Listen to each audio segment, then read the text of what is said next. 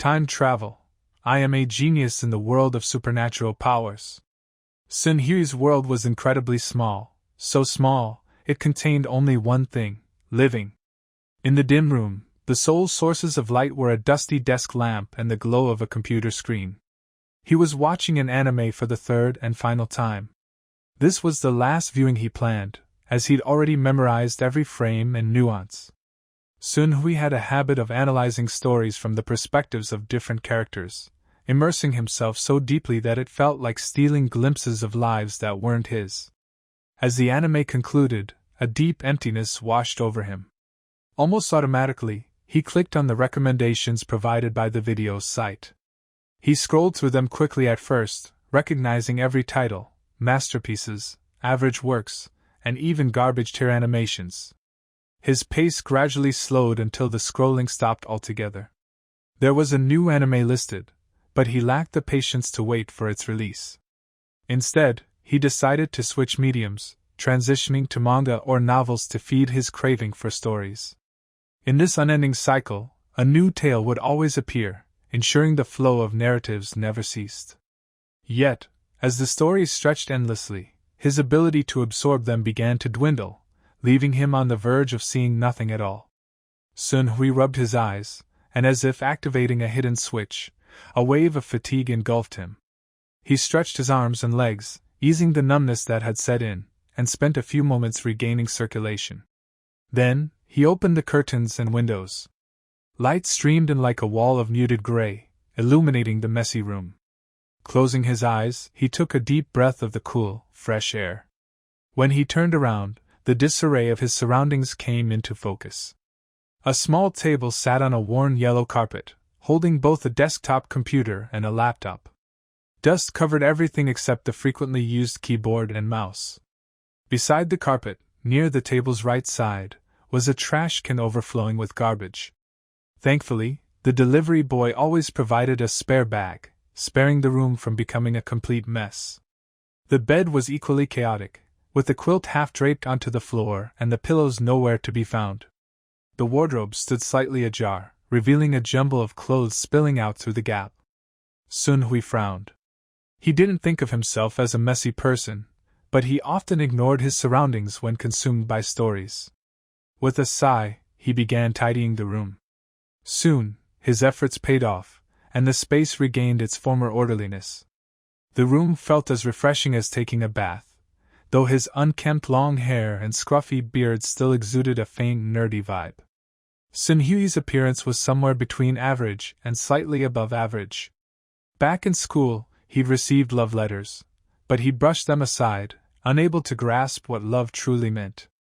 Over time, he became increasingly introverted. After graduating from college, he barely spoke to anyone. His parents had shifted their expectations to his younger brother, leaving Sun Hui to live in quiet solitude. Relying on savings from years of work, he resided in a tiny single room left by his parents, in a small county town. His daily expenses never exceeded 20 yuan. A light rain began to fall, blanketing the sky in a misty haze. The few pedestrians on the streets vanished as if swept away by the weather. Sun Hui debated going for a walk. Before long, he found himself strolling aimlessly in the rain, his clothes damp as he stared at his phone. Every now and then, he wiped the raindrops off the screen. The world around him felt distant, almost surreal. When he was younger, he'd loved rainy days like this. The gentle rain had always felt cleansing, as though it could wash away the weight of the world. At 9 p.m., the streets were mostly empty. Only a handful of shops remained open. He bought a bottle of black tea from a vending machine and wandered toward a quieter part of town. As he climbed a small slope, a girl carrying several books bumped into him. His black tea slipped from his grip and rolled down the slope. The girl stumbled and fell forward, nearly tumbling down the incline. Reacting instinctively, Sun Hui grabbed her arm. "Be careful," he said. The girl quickly regained her balance and thanked him profusely. Sun Hui glanced at his fallen black tea and sighed. "It's fine," he muttered. He resumed walking, his mind adrift. Moments later, the sound of hurried footsteps echoed behind him. Turning, he saw the same girl approaching. She handed him an ornate bookmark. "Sorry," she said softly, before clutching her books and running off into the rain. Soon Hui looked at the bookmark. It bore a cross-shaped symbol, an eye at its center, and the words, "Enter the New World," inscribed in small letters at the bottom right corner. It was an ordinary bookmark, but he treated it as a meaningful keepsake, carefully tucking it away. Eventually, his wandering led him to a park he used to frequent. The playground equipment stood empty, including the swings that once required a fight to claim. Sitting on a swing, Sun Hui swayed back and forth, feeling both freedom and solitude in the rain's rhythmic patter. Time seemed to blur as his thoughts meandered. The swing gradually slowed until it came to a stop. Just as he was about to leave, the swing beside him creaked. "You seem nostalgic, uncle. Isn't it a bit old to be swinging?" a youthful voice teased. Sun Hui frowned at the term, uncle, and turned to look at the girl sitting next to him. Her face was deathly pale, her gray eyes lifeless, and her thin frame unnervingly fragile. Sun Hui's consciousness was like a dead soul floating around. A ray of light gradually emerged from the distance in the darkness, and he floated along the dark passage. Time seems not to exist, it seems like a moment after a long time. The light dispersed like dots of starlight, revealing the door. The door is simple and monotonous. Walk through the door. The world was gradually reconstructed in front of Sun Hui's eyes like building blocks, with the palm in front of him as the center, and outwards. The ground in sight was covered with dust, and there were several footprints. Continuing in the direction towards itself, there is a house. The wall is seriously damaged, and various mechanical components are displayed in the gaps. Sun Hui put his hands on the ground, gradually got up, turned around and looked around. A huge hemispherical mechanical device hung from the ceiling, with countless lines extending from it, 6 of which were wrapped around his wrist. Sun Hui stroked it gently, and the line flashed green light every few centimeters, gradually loosened, fell off, and finally fell gently to the ground. The light disappeared, dimming like an inconspicuous ancient relic, like a dead thing that had just been discovered. Sun Hui walked out of the room, his body light and clear, his brain as clear as if the stuck gears had been completely replaced, only his field of vision was much lower. Walking out of the room, this is an ancient manor that has been abandoned for a long time. The garden is full of green and vines climb up the walls made of bricks. Passing through several courtyards, they all have such scenery. "The end of the world?" Sun Hui touched his throat. The voice he made was clear and clear, like a young man's. It seemed to be his, but it was not. He noticed something, walked to the edge of the pool, and saw his reflection in the water. To be precise, it was him when he was a teenager. He looked high-spirited, but his eyes were dark, like a man who had lost his faith. "Goo goo goo woo woo." A low tone came from the sky, and Sun Hui looked up. The giant well-like thing moved in the air as if it were in the water, and the sound it made was as beautiful as a symphony, reverberating in the space. The shackles seemed to be completely shattered by the symphony. Sun Hui realized that this might not be his original world. He might have traveled through time, or this might be a dream.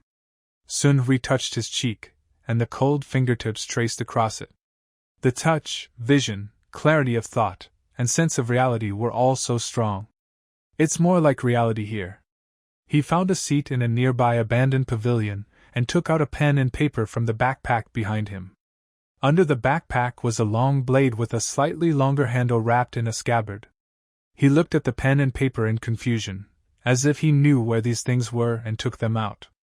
Before coming to this world, he probably took a walk in the rain, and finally went to the park. Then the little girl downstairs seemed to have fallen ill and fell down, and then, his pupils shrank. Sudden death? There is only one possibility, death crossing. Before going to the park, Sun Hui couldn't remember how long he had been chasing Fan. "I just remember that it was a 25-episode series with 6 seasons. The reason for his fascination was that he didn't remember whether he had taken a break or not, and even had very little memory of eating. Under such circumstances, if you go out and get caught in the rain, sudden death seems to be common sense. Sun Hui recorded these in his notebook. He read too many stories, which made him quickly accept the world. The notebook was not white, so he turned directly to the blank space in the middle. Looking through the notebook forward, the sketches of various unheard-of creatures are depicted in the form of comics in the book, with simple text introductions next to them. The carnivorous vine is slightly different from the updated information 5 years ago. It has a wider breeding range and covers the entire courtyard. On the first page of the notebook, there is a special long page with a simple drawing of a map, with a simple topography and various symbols, such as a vine marked next to the symbol representing the yard. The handwriting is very new, and the content recorded is irregular, as if I just write down whatever comes to mind.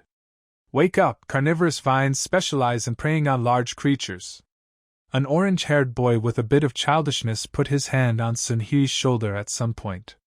He had big eyes, the inner and outer corners of his eyes were slightly slanted, and his hair was fluffy, like a sheep's. The young man was carrying a long bow on his back and 2 short weapons on his waist. He was not dressed like an ancient man, and the bow looked very high-tech. Confident, lively, familiar, friendly, and incapable of any hostility, this was Sun Hui's first impression of him. This boy may have a special relationship with himself. The young man took the notebook from Sun Hui's hand, as if he was used to it. Did you find any new information? What is that device? A gaming device? Sun Hui did not answer the question, but stared at the young man and asked, I am still alive, who are you? The owner of this body and the boy knew each other. The young man flipped through his notebook and found what Sun Hui had just written. He looked at Sun Hui again and touched Sun Hui's forehead in confusion, then put it against his own. The body temperature is normal. The young man waved his hand in front of Sun Hui's eyes and raised 2 fingers. What is this? 2. Consciousness is normal. What is 123 times 321? 39483. Sun Hui said this number consciously and immediately held his breath. This was not within his calculation ability. 678 times 321? 217638. After reading the records in the notebook, the boy had a general understanding of Sun Hui's current situation. Time travel? No change in appearance? Amnesia? Time travel? Sun Hui looked around. This environment was absolutely unfamiliar. Don't you have any memories of the past? The young man looked directly at Sun Hui and looked at Sun Hui intently. There are memories of another world. Sun Hui doesn't care if the other person knows that he is the original person. He is already dead, and it would make him feel guilty if he had to lie to take someone else's life to do so. This is his nature. He will regret doing bad things, and this regret can even last until death. The feeling has not changed. In the past, there were people who entered some ancient simulation game equipment and experienced life and returned to the original world. The memories would gradually merge later. Do you feel this way? The young man shook his head. This kind of thing it's too rare. The young man cares a lot about his own feelings. The impression of being dark, bland, and passively accepting everything that Sun Hui carries is exactly the same as before, which is enough for him to think that Sun Hui is Sun Hui. What do you mean? Sun Hui was a little confused. Has your appearance in the virtual world and this world changed significantly, or is it just aging or changing according to the environment? In general, it's a person. Name? Sun Hui. Draw your sword. The young man pointed behind Sun Hui. Sun Hui didn't think too much. He spontaneously pulled out the long blade from his back, simply threw out the blade with one hand, and held the long handle with both hands. Sun Hui looked at the blade. It was a straight knife. At this time, the young man approached quickly. Before Sun Hui could react, the young man had already put his arm around his shoulders. Mr. Sun, you are lucky. This ancient device did not turn you into a fool, haha. Nickname? Sun Hui was immediately confused. Didn't I seize the body? It's just amnesia. I've never heard of seizing a body. It's probably a sequelae of the machine being in disrepair. The young man seemed to have thought of something and slapped Sun Hui hard on the back. Sun Hui stumbled and almost fell, and touched the back of his head in confusion. Familiar feeling, memory of this body? It's just amnesia. You had an interesting experience, hee. The young man threw the notebook to Sun Hui and walked out of the courtyard. Sun Hui put the things away and followed him. The young man walked to the door and realized something. He turned around and gave Sun Hui a thumbs up, with a sunny smile on his face. Let's get to know each other again. I am your best friend. My surname is Bai and my given name is Ri. Disdain, boredom, dependence, and strong curiosity flooded into my mind, and it settled on the word best friend. Is this what the original owner of the body thought? Sun Hui has confirmed that the boy named Bai Ri is absolutely closely related to the original owner of the body. Oh. Sun Hui pinched his cheek and thought deeply. Sun? Daytime. Sun! There was a hint of curvature in the corners of Bai Ri's mouth, and he crossed his fingertips and held his head as he walked forward. The sunlight shone on him particularly dazzlingly. The nicknames are all the same, so you can call them whatever you like. In their daily interactions, Sun Hui liked to call him Taiyang. Sun Hui walked comfortably behind him and arrived at a courtyard covered with vines. The vines in the entire courtyard were scattered outward along the points. There were several large cracks on the ground that were bottomless. Can you tell me the current situation? Bai Ri took out a notebook from the backpack behind him and recorded the scene in sketch form. Where to start? Who am I? Why am I here? What should I do next? Hey!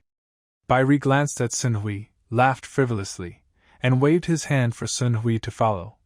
You are Sun Hui, a junior high school graduate from Chuli Federal Gongwei Society.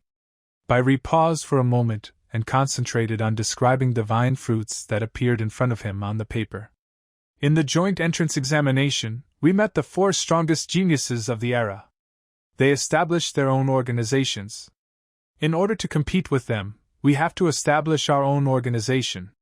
Bai Ri turned his back to Sun Hui and waved his hand to signal to stop. He turned around and pointed at the vines at his feet.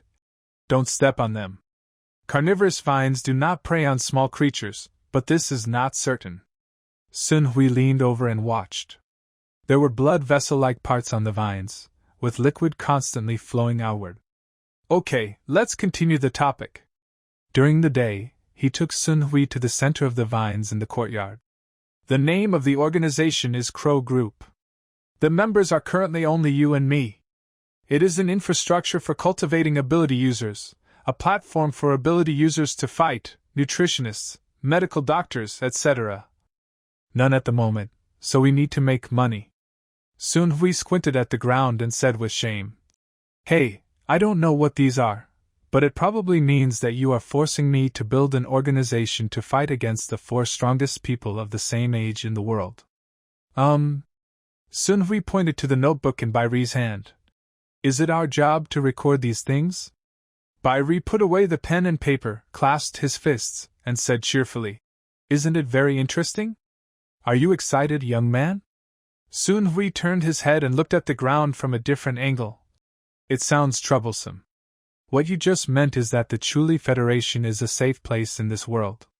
Send me back there if you can. After saying this, Sun Hui raised his head, clenched his fist to encourage Bai Ri, and said feebly, Come on, you can do it. Defeat those geniuses as soon as possible, Ouya. In short, the goal now is to return to a safe point alive, and we will figure out how to deal with other things later. I'll forget it. Sun Hui waved his hand and lowered his head. It's so troublesome. Bai Ri put his arm around Sun Hui's shoulder and held a scroll in his other hand. President Sun always likes to joke so much. Of course he is cheering for us together. Don't worry, the problem of amnesia will be solved for you first when we return to the city. The scroll shows a route, which is more detailed than the map in Sun Hui's notebook, accurately recording various landmarks and the path to the city. Will the problem of amnesia be solved first? That's good. This makes Sun Hui breathe a sigh of relief, so that everything can return to normal. Hey. Sun Hui sighed. So I'm here to make money? Do you want to investigate this area? What should I do next? Of course we are going back to the Federation. Bairi said helplessly.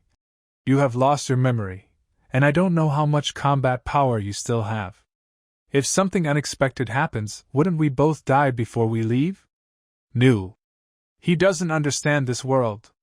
Since this body's friend is Bairi, he has to rely on Bairi before returning to the city.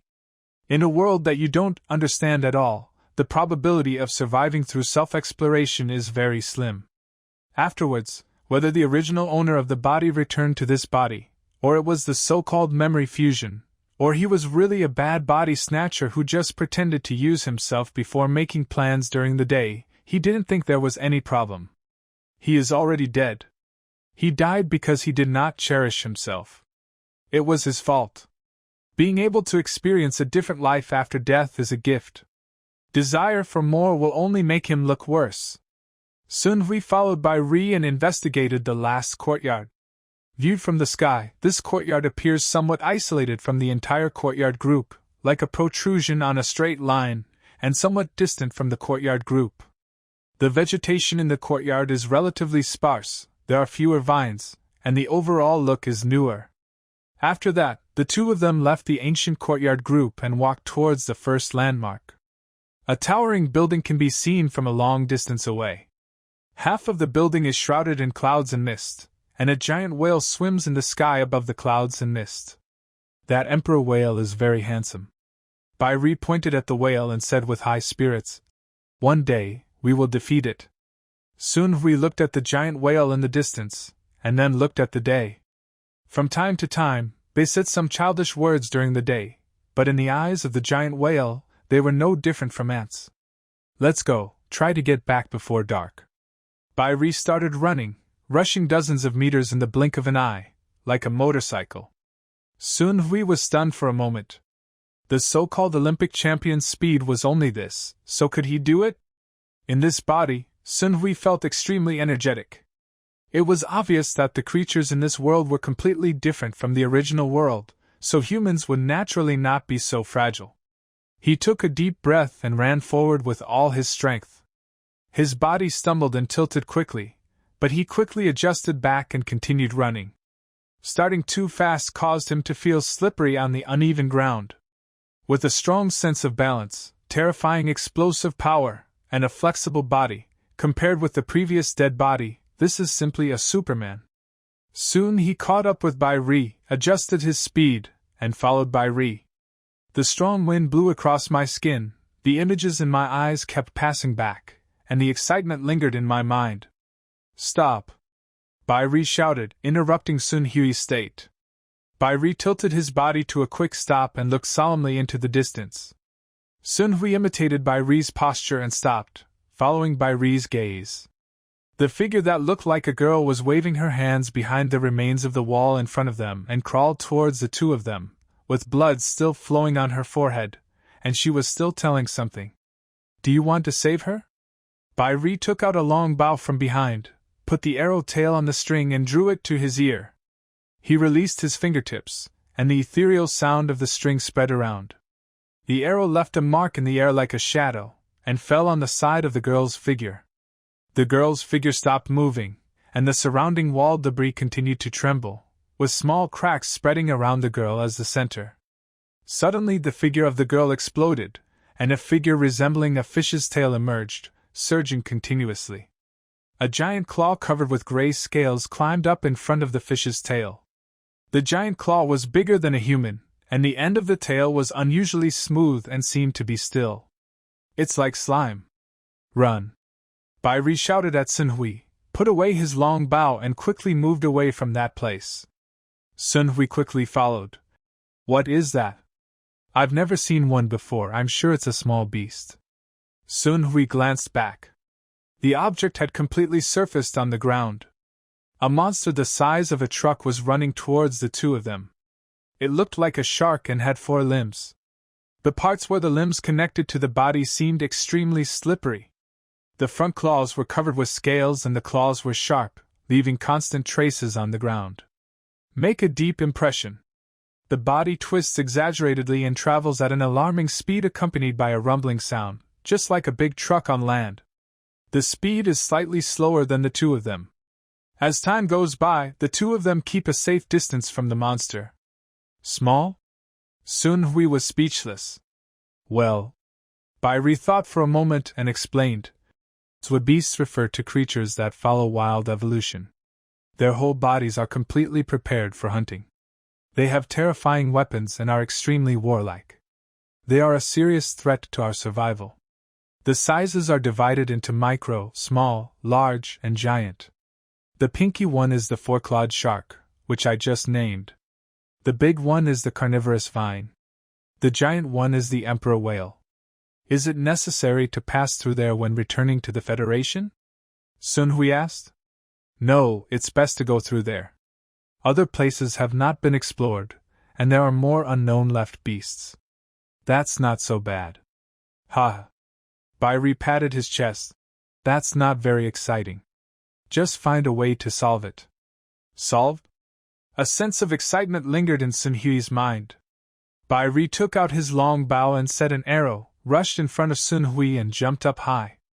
The bow and arrow in his hand shot out from the string, and collided with the small left-handed four-clawed shark in his eyes, leaving a trail of several decimeters long on the dark skin. Scars. The white flesh at the wound turned out, and blood seeped out from the wound, then quickly turned black and condensed into lumps. The nearby skin continued to surge, forming various small bumps, swallowing the scab at the wound. Slowly, only the dark skin and surging pimples were left. The pimples slowly calmed down, the skin returned to its original state, and the scars seemed to have never appeared. The four-clawed shark also seemed to feel no pain at all, and its speed only dropped slightly. Bai Ri was a little confused when he saw this scene, and then shot 4 arrows in a row, then put away his long bow and ran forward at a faster speed. Although the four-clawed shark is large, its body is extremely flexible, and it can dodge an arrow by twisting and turning. Sun Hui quickly followed up, his breathing rate increasing. Can it be solved? Bai Ri chuckled and turned his right shoulder. It can grind you to death. Sun Hui breathed a sigh of relief. There just aren't enough arrows. You have to pick them up. Bai Ri pointed behind him. Sun Hui had a black line on his face, and the four-clawed shark behind him had an abyssal mouth that could definitely kill him with one bite. Joke? Seriously. Bai Ri nodded seriously to Sun Hui. Then let's change the route. Sun Hui gave Barry a thumbs up. Maybe we can go around in a circle. Then we have to make a decision quickly. We have already passed the courtyard we just investigated. Beyond that is the city cluster. No one has been there for several years. I don't know what monster is more terrifying than this thing. Bai Ri was always smiling, which made Sun Hui a little bored. Adjust the direction back around the oval stadium. Bai Ri pointed to the stadium outside the city cluster ahead. Clear. Sun Hui roughly understood what he meant. The straight-line distance between the four-clawed shark and the two-clawed shark was not as good as that of the two of them, so it would be able to open a larger distance on the curve, thus throwing the four-clawed shark away and moving towards a safe point. Sun Hui also agrees with this idea. Boom! The four-claw shark's limbs close to its body began to twist exaggeratedly, its claws moved in a circular motion, and the dust thrown up from the ground covered its body, like a small sandstorm. A strong sense of uneasiness enveloped Sun Hui. Bai Ri. Only then did Sun Hui notice that Bai Ri's expression was serious, as if he was facing a choice. This choice is definitely not the best choice, this thought instantly appeared in Sun Hui's mind. Will more dangerous creatures appear in the unknown building? The huge movement of the four-clawed shark did not cause any changes in this environment. Whether there will be other left-behind animals, no matter what, a single chasing strategy is unreasonable. This is simply gambling. Yes, Bai Ri now regards him as an amnesia object and a burden. Bai Ri noticed something strange about Sun Hui and was about to speak. Execute a reasonable plan according to my normal state. Bai Ri turned to Sun Hui in surprise. Just when he opened his mouth, he saw Sun Hui calmly clenching his fists in encouragement.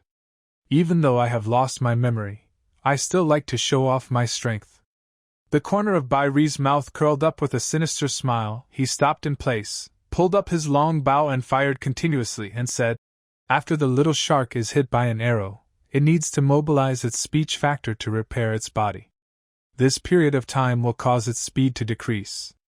Listen to my instructions and rush towards the opposite direction." Sun Hui stood beside Bai Ri, pointing the light rotating knife at the four-clawed shark. Understood. He doesn't understand the world, he only needs to execute simple instructions and regard this as the beginning of the game, just like an NPC, so as not to be swallowed up by fear. The sound of strings sounded, and arrows brought up ashes in the air to form a ring wave. The arrows shot towards the four-clawed shark, and each impact made the small sandstorm feel stagnant. Finally, the small sandstorm completely dissipated, and the four-clawed shark's limbs spun wildly, like the wheels of a truck driving the tires. Sun Hui caught a glimpse of the day from the corner of his eye. Bai Ri's eyes were enlarged, and he stared at the four-clawed shark tightly, as if a beast had seen the same kind and wanted to tear it into pieces. The sound of arrows sounded. The moment Bai Ri put away her long bow, she turned around and pulled out the dagger from her waist. Charge! The two of them leaned forward, as if they were off a string, and headed straight towards the bloody four-clawed shark. The four-clawed shark's red pupils stagnated briefly, and then speeded up again after regaining consciousness. Blood spurted out from the four-clawed shark's wound, but it didn't care at all. Two humans are like two bugs. The four-clawed shark is angry if they dare to challenge its majesty, and it wants to beat the two bugs to death. The two appeared in front of the four-clawed shark. There's no doubt that the four-clawed shark hated the orange-haired human on the left even more, and shot so many arrows in a row that it was so seriously injured. The four-clawed shark raised its front body, raised its left claw high, and struck it hard.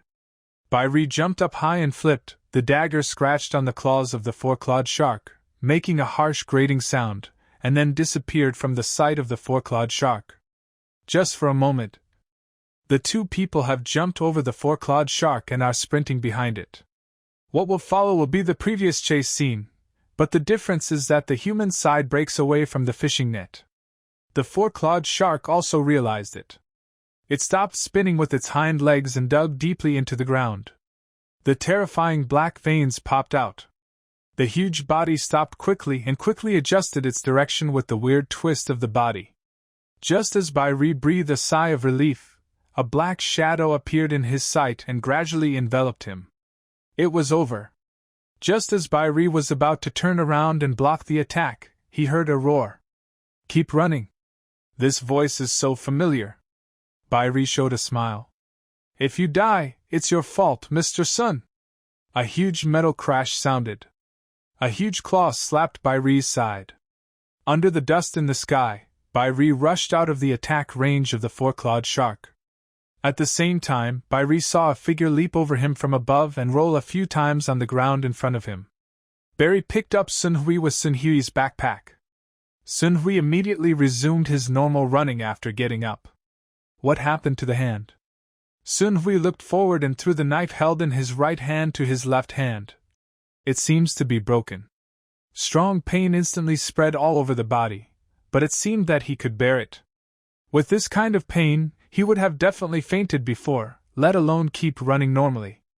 Consciousness seems to have hardened. The pain continued. Excited. He saved Bai Ri. If the four-clawed shark hit Bai Ri, he would either die or be injured, so he chose to chop the four-clawed shark's claws diagonally. The clarity of thinking is accompanied by pain, and the whole body is mobilized without a trace of confusion. This is the state at this moment. It is indeed a superhuman body. Sun Hui smiled slyly, like a villain. Hey! During the day, he felt frightened. This feeling was just like Sun Hui's before. In addition to seriously injuring the four-clawed shark when you shot arrows before, did you also want to attract its attention? Touch your hair during the day. Sun Hui continued to add, in this strategy, I should run in front, otherwise the four-clawed shark will attack you with all its strength. This is unreasonable. Next time follow. Is there a next time? This thought interrupted Sun Hui's words. The excitement just now made him nostalgic. This was just a dream, and he was just a substitute. Knowing that this was wrong, Sun Hui couldn't interrupt this thought. This is the reality he pursues. What's wrong? Bai Ri asked, feeling something was wrong with Sun Hui. I should run in front, so that the four-clawed shark can distract its attention on you and let it face two people at the same time. Bai Ri looked at Sun Hui, who had regained his indifference, and nodded in response. Yes, I understand. By the way, your cover just now was really ugly. If you let me do it, it will definitely land beautifully. The sound of dust swirling came from behind again. They both looked at it at the same time. It could no longer be called a four-clawed shark, but a ball of flesh and blood with four limbs, attacking at a slightly lower speed than before.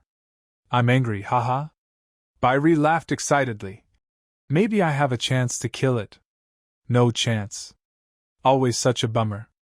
From the previous contact, Sun Hui was already very aware of the terror of this left-handed beast. Its flat A was able to kill two people instantly. Apart from long-range attacks during the day, they have no means of stably harming the four-clawed shark. Speed up. Bai Ri speeded up again and quickly got rid of the four-clawed shark. He turned around and found that Sun Hui had also been thrown away. Sun Hui tried his best to maintain his running posture and speed up, but found that this seemed to be the limit. His right hand still affected his balance, and he could no longer speed up. The injury seemed to be more than that. Although the impact was mostly relieved by using muscle memory with his back, his thinking was so poor that every part of his body was affected. If you continue like this, you will definitely be caught up. Under the crisis, Sun Hui felt that his brain was clearer than ever before, and all the information was used for thinking. Taiyang, you run first. I have a way to deal with this guy. Sun Hui adjusted his direction after shouting, Bastard! Bai Ri hurriedly followed, only to find that the four-clawed shark had already caught up. If he chased Sun Hui, he would run alongside the four-clawed shark. So I waited where I was. As if it hadn't seen him at all, the four-clawed shark rushed straight towards Sun Hui, using Sun Hui to turn and even close the distance. The two were almost within the hunting range.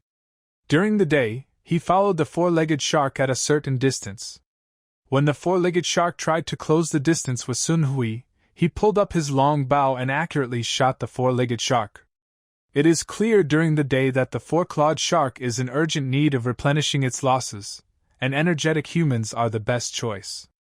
The four-clawed shark will definitely not give up, otherwise it will be naturally eliminated. A seriously injured Zwabeast needs a lot of energy replenishment, so Zwabeasts are very cautious when hunting. The four-clawed shark was like this at first, trying to pretend to be close to the two, but its subsequent actions were incomprehensible to daylight. After he shot the four-clawed shark must have felt threatened, but then it accelerated again and did not stop even after hitting 4 arrows. This situation is simply like a trapped animal in desperate situation. Give it a try. From what I have learned during the day, left beasts generally do not take the initiative to hunt humans. Most of the left beasts set traps and will leave after humans fail, unless this is the first time the left beast encounters humans.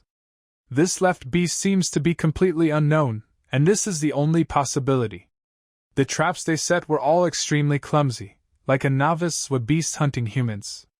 It would be better to completely hide his body and create an injured human, which would make people nervous instantly. On the other side, Sun Hui realized that the four-clawed shark had already killed him, and relied on the cover of the day to escape even more determinedly. Soon, a group of relatively low ancient buildings appeared among the broken ruins. Among the damaged courtyards, a relatively complete courtyard stood out, like a piece of straight wall protruding, blocking the road ahead. The four-clawed shark became excited and prepared its front body to pounce forward. Sun Hui rushed through the protruding gap in the wall. The wall was just a little hard tofu in front of the four-clawed shark, and it was completely ignored. The four-clawed shark smashed through the wall and rushed in. In an instant, a severe sense of crisis came. Small blood vessels spread on the dark green vines on the ground and walls. After being cut by the claws of the four-legged shark, dark red liquid sputtered out, instantly corroding the skin of the four-legged shark. The four-claw shark quickly grabbed the ground with its hind feet and twisted its body to get away. At this time, several deep cracks instantly burst out on the ground. Plant vines as thick as the four-legged shark's limbs poured out from it. The thickest one immediately wrapped around its left hind leg and continued to wrap around its body. The four-clawed shark kept scratching at the vines with its claws. The vines were extremely tough, but they only scraped off some fur, and the dark red liquid gushing out actually aggravated the four-clawed shark's wounds. The four-clawed shark was like a child, unable to fight back in this strange vine. The four-clawed shark twisted its body and glanced around, finding the bug that put it in this situation. The bug was on the other side of the yard and had to die here. Suddenly it felt less painful. Soon we had almost passed through the courtyard when the four-clawed shark broke through the wall. This courtyard was the last one he and Bairi recorded. There were very few vines in the courtyard, and those thick vines all came from the cracks in the ground, and they were not directed at him. In front of Sun Hui, a vine as thick as an arm fell from a crack in the wall and came towards him. Are you treating him as a dessert? If he cuts down this vine, more vines will sweep behind him. This is already very lucky. There are very few vines in this ancient courtyard. He was worried about whether he could deal with the four-clawed shark before, but the vines bursting out of the ground showed that he was naive. Fortunately, only the vines originally used for perception in the yard were hunting him. Sun Hui's thinking was clearer than ever before. Time seemed to slow down, and the vines in his vision were like snails. But he couldn't avoid it. The vines were chasing after him. No matter what movement he made, he would definitely slow down. Is it over? That's impossible, right, son? This weird idea popped up in Sun Hui's mind, like an instinct. How much did the original owner of this body trust Bairi? The corners of Sun Hui's mouth turned up slightly. The string sounded, and an arrow hit the vines in front of him accurately as if it had been prepared. Sun Hui rushed out of the courtyard. The vines that were shot only bent a little and quickly approached Sun Hui along the ground. An arrow was shot out of nowhere, leaving an afterimage on Sun Hui's chest and hitting the vine again. This time Sun Hui distanced himself instantly, and was completely out of the crisis. The four-clawed shark watched the vine chasing Sun Hui return home, struggled like crazy, and finally let out a roar. Roars sounded out one after another, with anger, unwillingness, and regret in the roars. Should it fail from the beginning and give up, like a vine? Slowly, the four-clawed shark stopped struggling. The four-clawed shark accepted his fate. As time passed slowly, the four-clawed shark became strange again. These carnivorous vines just wrapped it around it, like a tied-up trophy, and made no further movements. Are you using it as a food reserve? The four-clawed shark squirmed again, only to find that the power of these vines was terrifying and astonishing. Its fate is truly sealed. At this time, a weak and human-like creature walked in. He had slender limbs, long pointed and slender ears, and a face as delicate as a doll. His whole body was like a natural sculpture, so exquisite that his gender was indistinguishable. He carried a short bow 2 fingers thick on his back, and its length was less than half his height. The four-clawed shark roared at him. He glanced at the four-clawed shark, and the carnivorous vines around it slowly approached like pets. He stroked the vines gently, and the vines seemed to have received a great favor, and the green plants in the entire courtyard began to tremble. He suddenly spoke, speaking a completely different language from humans. Humans use you as a trap to bring sharks in, so you have to hunt them, right? I understand, it's painful as food, just eat it. A vine stood up, like a long needle poking into the body of the four-clawed shark. After a while, the four-clawed shark stopped struggling. The vines entangled the four-legged shark and dragged it toward the crack. After the four-legged shark completely disappeared, the excess vines spread over the crack, and a large number of slender vines gathered to restore the land and walls. Green plants grew on the ground, and the walls were fixed by slender vines. Everything was restored to its original state, except for some damage. The damaged pavilion in the yard was completely turned into ruins. The humanoid creature ran in the direction Sun Hui left. Sun Hui and Bairi, who were out of trouble, reunited. Both of them were panting, slowed down their pace, adjusted their breathing rhythm and continued to move towards a safe point. Are we safe now? Sun Hui looked at the blood seeping out of his right hand and his sleeves were dyed dark red. It's safe. Bai Ri looked confident. The next journey will only take half a day from where we came here. There won't be much change. Probably, maybe, there won't be another one like the little shark just now. The left beast blocks the way. Don't look at me so questioningly, trust me. Bai Ri patted his chest and gave a thumbs up. Sun Hui sighed, hoping that was the case, and briefly changed his mood. I have some questions to ask you. Am I the same person as I was before? It is undoubtedly the most accurate question to ask the friend who is most familiar with the original owner of this body, but it is not appropriate. Sun Hui tried his best to avoid meeting Bai Ri's eyes. I don't know, there are similarities and differences. Bai Ri raised his head and thought for a moment. I think it's the same person, in terms of personality and habits, especially in terms of trusting me. Just like just now, my archery skills are very good. Be strong. When Bai Ri said this, he gave a thumbs up again. Yeah. Although I know I'm strong, you trust me so much, I'm still very happy. Sun Hui coughed softly, and flames burst out of his mind inexplicably. Trust you? Isn't that what we should do in the first place? Of course it is for me, after all I am so strong, haha. Hinata rubbed her nose shamelessly. It was so dangerous.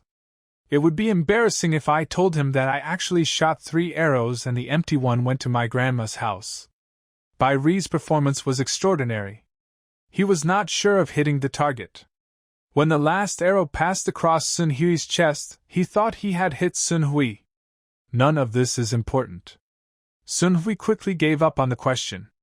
During the day, his mind seemed to be missing something, and he didn't seem to care that his best friend's consciousness had been changed. Help me explain 2 terms, speech factor and left beast. Yuzi is Yenzi, and Zwa beast is Zwa beast. What is the role of speech factors? Sun Hui slowly adapted to the day's thinking, adjusted his words and continued to get the information he wanted. Symbiosis, improve physical fitness, quickly repair the body, improve energy conversion efficiency, store energy, and activate abilities. Bai Ri saw that Sun Hui didn't want to joke and became serious. Humans too? Most living things have it, humans definitely have it. Bai Ri glanced at Sun Hui's right arm, which was still bleeding, and his eyes widened. Didn't I tell you that you can use speech factors to quickly repair the wound? Sun Hui's face was full of black lines. I suggest you drink 2 bottles of 6 walnuts. What is that? It's nothing, tell me how to use it quickly? Sun Hui's right forearm was already numb and painful. Just imagine the blood in the blood vessels, which contains some very small speech factors. Finally, imagine it as beads, concentrated at the wound. Yes, that's it. The skin on Sun Hui's forearm was covered in pimples, glowing with a faint cyan light, as if there were countless bugs trying to escape. Soon the pain disappeared, and gradually there seemed to be some displacement. As the joints sounded, the small bumps slowly disappeared, and the skin returned to smoothness, as if nothing had happened. Mobilizing the speech factor is as simple as breathing. Under subjective mobilization, there is an obvious feeling of weakness in other parts of the body. In non-subjective situations, the speech factor should also play its due role, Sun Hui recalled. Did you ask Zwa beast just now? Bai Ri pointed at the desolate ruins. As long as you explore beyond the route marked on the map, you can meet one every few kilometers. They are one of the threats to human survival. They are worthless and extremely cunning. Some are even warlike. But it's not serious, that's what the textbook says. After roughly understanding it, Sun Hui continued to ask, what kind of country is the Chuli Federation? How should I describe this? Bai Ri rubbed his head. It's not a country, it's just an independent city, but I quite like this city. Bai Ri changed the topic. Have you really lost your memory? His feeling is that everything about Sun Hui is consistent with what he remembers. In terms of character and attitude, it's just that his combat power has declined, and his fighting methods have become less flashy. Sun Hui used to like to show off his skills. This may be restored to its original state after the memory is restored, Bai Ri thinks so. Well, I'm not sure if it's amnesia. I have all the memories of another world, but I can't remember any memories of this place. However, some of them feel familiar, which may be related to the unique biological composition here. Sun Hui also couldn't understand the reality and intimacy of this world, and as time went by, the memory of another world became more like a phantom in his mind. If he stays here for a few years and the memories fade again, he may become localized. Memories are completely untrustworthy. The past and future do not exist, only the present is real. Bai Ri was stunned for a moment, then smiled and said, "Isn't this your creed?" "Yeah? Isn't that what's on the first page of your notebook?" Sun Hui immediately turned his backpack in front of him and opened his notebook. "Hey, it's too late to go back and take a look. Why have you slowed down again? If you don't run faster, it will get dark. If we don't reach human territory before dark, it will be bad for those left beasts that hunt at night to come out." Bai Ri curled up his hands and rubbed the hair in front of his forehead, walked up to Sun Hui and patted his shoulder. Sun Hui stopped, holding the notebook tightly and writing on it. The past and future are unreliable, only the present is real.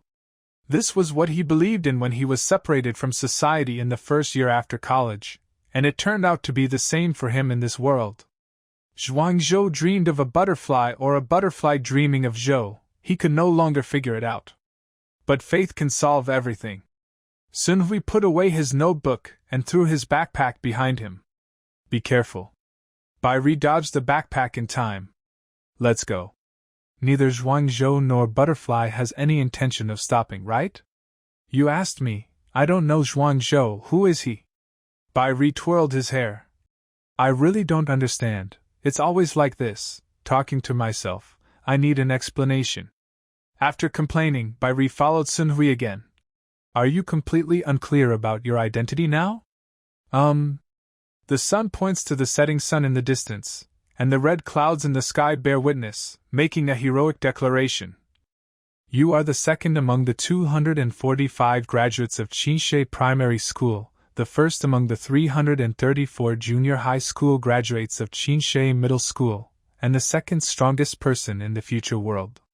The first is me, and most importantly, you are my companion on the way to conquer the world. But if you can't keep up with me, I will abandon you without hesitation." Bai Ri bared his teeth and smiled. Sun Hui tilted his head and stared at the ground. Isn't he number one in the world? Why did he become the conqueror of the world? Sun Hui said this subconsciously. He was already used to the memory of this body and complained subconsciously. It seems to be very profound, like an important agreement. Sun Hui didn't quite understand the importance of the agreement. It's all the same. Out of reach. Maybe even the gods couldn't stand it anymore, so I gave him another chance. Sun Hui gradually accepted that it is not bad to have some young people's passion again. Who has never experienced dreams? The two passed by the landmark of a towering building. Because of the existence of the giant whale, there were no big left beasts around. Sun Hui chopped down several canine-like miniature beasts, only half the size of humans. After cutting them in half, they struggled on the ground for a while and then died. Next, when you encounter a Zwa beast, hide away. Zwa beasts that are smaller than humans generally do not attack humans, and they pass the 4 landmarks smoothly. What do you mean by reaching human territory before dark? Bai Ri explained. It's human territory. Wow, I get it. I'm speechless. Just like the left beast has a special hunting range, humans have also enclosed a place like this. The radius is about 100 kilometers, and it is also the main mission point of each organization. This area is divided into grid areas on the map. Important grids, such as mines, will be cleared by small teams every few days. There are no left beasts larger than humans on the main routes and frequently cleared areas. In other words, these left beasts have no territory and are relatively weak. Bai Ri suddenly thought of something and said angrily, "That little shark must be sick. It can obviously occupy the territory, but it insists on chasing us. Maybe you have a dark face. It's obviously your shame.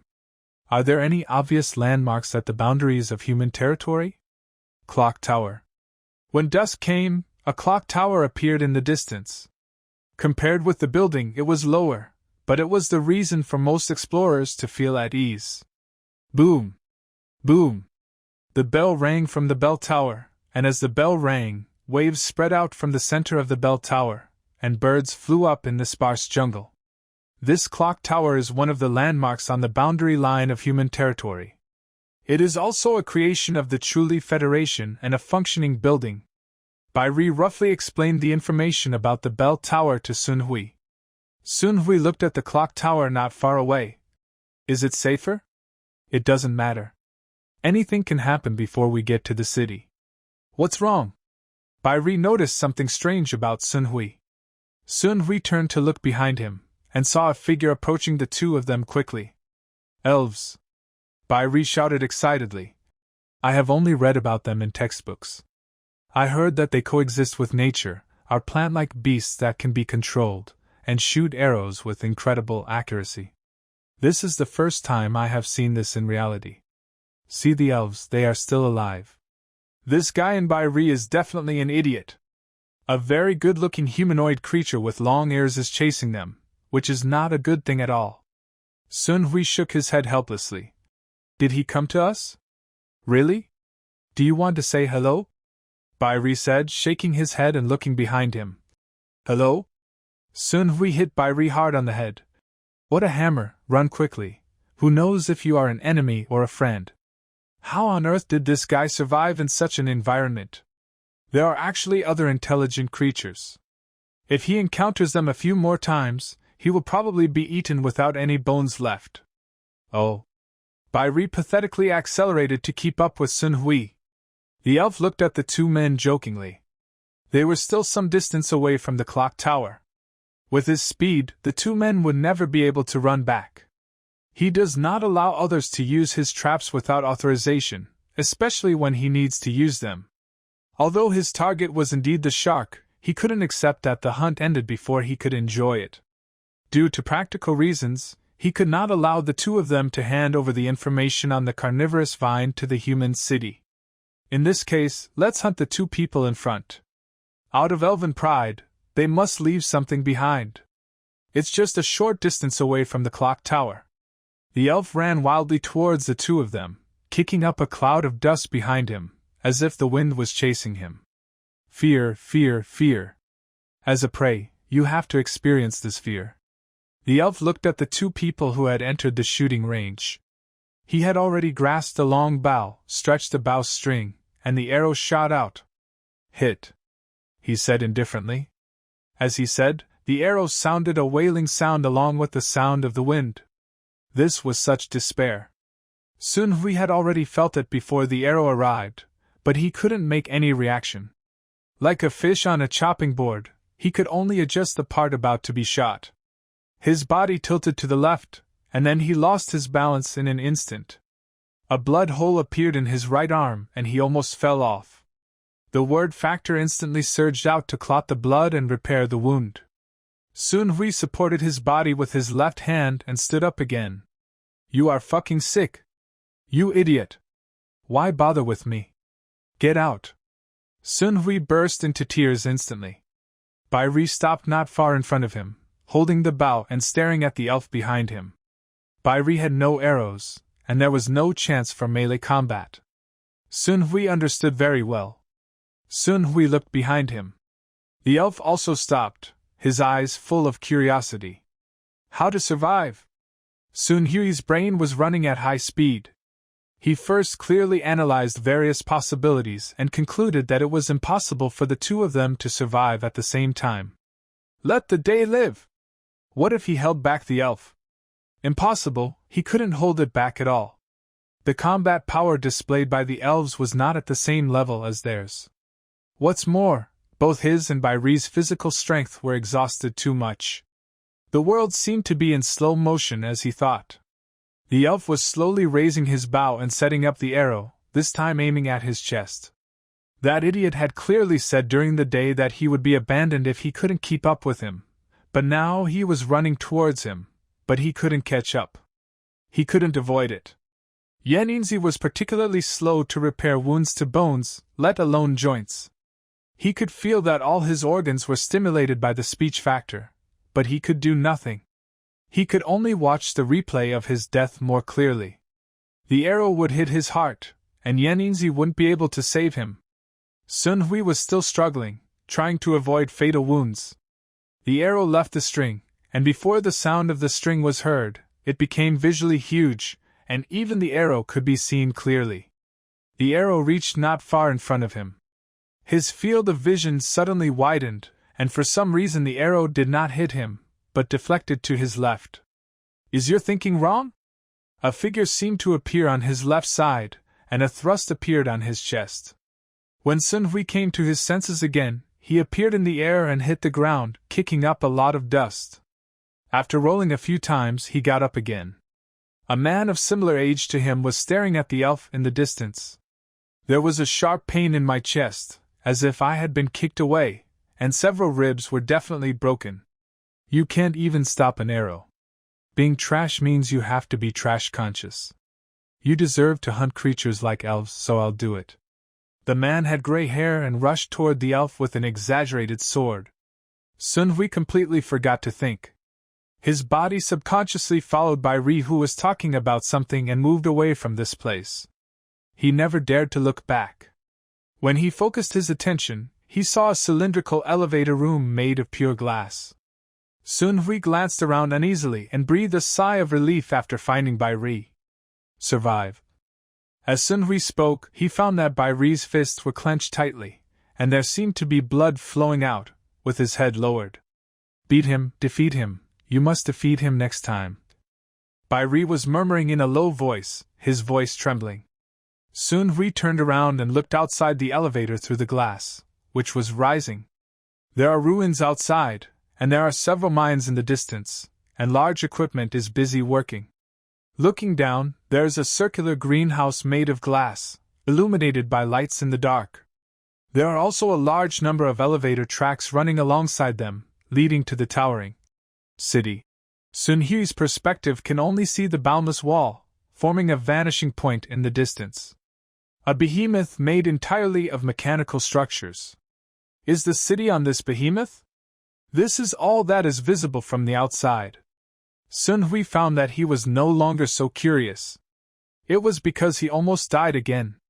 This time he could hear the heartbeat and feel the resistance, instead of thinking that he would die just like the last time. Sun Hui placed his left hand on his heart, feeling the beating of his heart. The elevator opened the door, walked a few meters along the white-style passage, and entered a room with cameras in each corner. The camera flashes red light, and uses green light to construct a triangular plane to scan the two people. Submit the record stone. The mechanical female voice sounded. Bai Ri took out a transparent stone from the bottom of his backpack, with dense black lines forming a point in the center. Bai Ri stretched out his hand and released it, and the stone slowly floated up, drifting away from the skylight-like mechanical device on the ceiling. Disinfection process starts. A large amount of odorless white gas was instantly poured into the room from an unknown location, coupled with laser scanning. This process lasted for several minutes and then ended. The mechanical female voice sounded again. The team belongs to Imperial Private High School, unorganized, capital account, Bai Ri. The estimated time to withdraw the value of the record stone is 2 days. Please pay attention to whether the remittance has been received in your personal account. After Sun Hui rubbed his eyes, the door to the room was opened, followed by Ri out. The two of them were walking in the aisle. This aisle reminded Sun Hui of the aisle in a gymnasium, which was very ordinary. There are some paintings hanging on the wall, and some instructions on what to pay attention to when leaving the city. He also met several waves of people, which made Sun Hui feel a little strange. Does everyone here like cosplay? Huh? What do you mean? Bai Ri turned to look at Sun Hui, his mood having calmed down. Are they the animal ears and tails on their heads? Are they special equipment? People. What are you talking about? Aren't those just ears and tails? Bai Ri looked at Sun Hui doubtfully. You have even forgotten this? This amnesia is really scary. Can you still use a mobile phone? Mobile phone? That's good. The two entered a hall where countless metal cabinets were neatly arranged. Each cabinet was numbered, and there was a password input and card slot next to it. During the day, I walked with Sun Hui for a long time. He seemed to be looking for a certain cabinet, and walked to a metal cabinet. After inserting a card into the card reading area, the cabinet opened. Bai Ri handed some things to Sun Hui from inside, including a mobile phone, headphones, a set of clothes and some unknown electronic equipment. This is the place where things that are prohibited from being taken outside the city are stored. It's called the depository. Bai Ri explained while taking Sun Hui to the changing area. The clothes on both of them were now in tatters, and Sun Hui's right sleeve even had some flesh and blood attached to it. After Sun Hui quickly changed his clothes, he saw that Bai Ri was still wearing some electronic devices on his wrists, ankles, and waist. During this period, he saw Sun Hui standing blankly and continued to explain. These are body aids. The function of the device may be different, so don't bring it with you. In the current case of amnesia, it may affect your physical condition due to misuse. New. Then the two of them came to another hall. Sun Hui followed Bai Ri to the front desk to register. Bai Ri filled in all the information and sat in a waiting area. The location of the waiting area is also divided, and there are rows of numbers above each seat. The more Sun Hui looked at it, the more familiar the hall seemed. Is this a hospital? Absolutely. He was scrolling through his phone during the day, processing information about his missing day. Mainly responsible for the examination and treatment after returning to the city. Those people on stretchers? It's always dangerous out there. Bad luck is what it is. Isn't there a word factor? That thing is not omnipotent. If you swing your right arm hard and injure the joint, no matter how quickly you repair it, you won't be able to fix it in a few weeks. Bai Ri collapsed on the chair, looking at the high ceiling. We will take revenge, for sure, Elf. Beat him to death with one hand. Sun Hui twisted his shoulder. If it was done too much, it would cause some pain. This level might affect his life. What is the difference between elves and humans? What is the definition of human? The definition of human is human. Elves are very good-looking in appearance, and have pointed ears. Bai Ri tugged on his ears. Also, their birth method is different from ours. Elves do not reproduce. The special seeds condensed from plant-based creatures are elves. And they are all geniuses, but I am the most powerful. I will definitely become the strongest person in the world. When Bai Ri said this, he patted Sun Hui on the shoulder for no apparent reason. Sun Hui said with a dark face. An arrow was just shot there. Sorry. Sun Hui looked at Bai Ri, who was stroking his sheep-like hair, and sighed. At this time, a catered nurse appeared in the hall, looked around, and finally looked at the number on Sun Hui's seat, then trotted over. Sister Mao Er nurse held an information registration form, pretending to be serious, her ears trembling from time to time. Mr. Sun Hui, number 1123, is your case of amnesia? Sun Hui raised his head and saw two bears. He lowered his head shyly and said, Yeah. As an otaku, no matter how loud he is behind his back, he will always be shy in front of his gentle older sister, provided he is beautiful.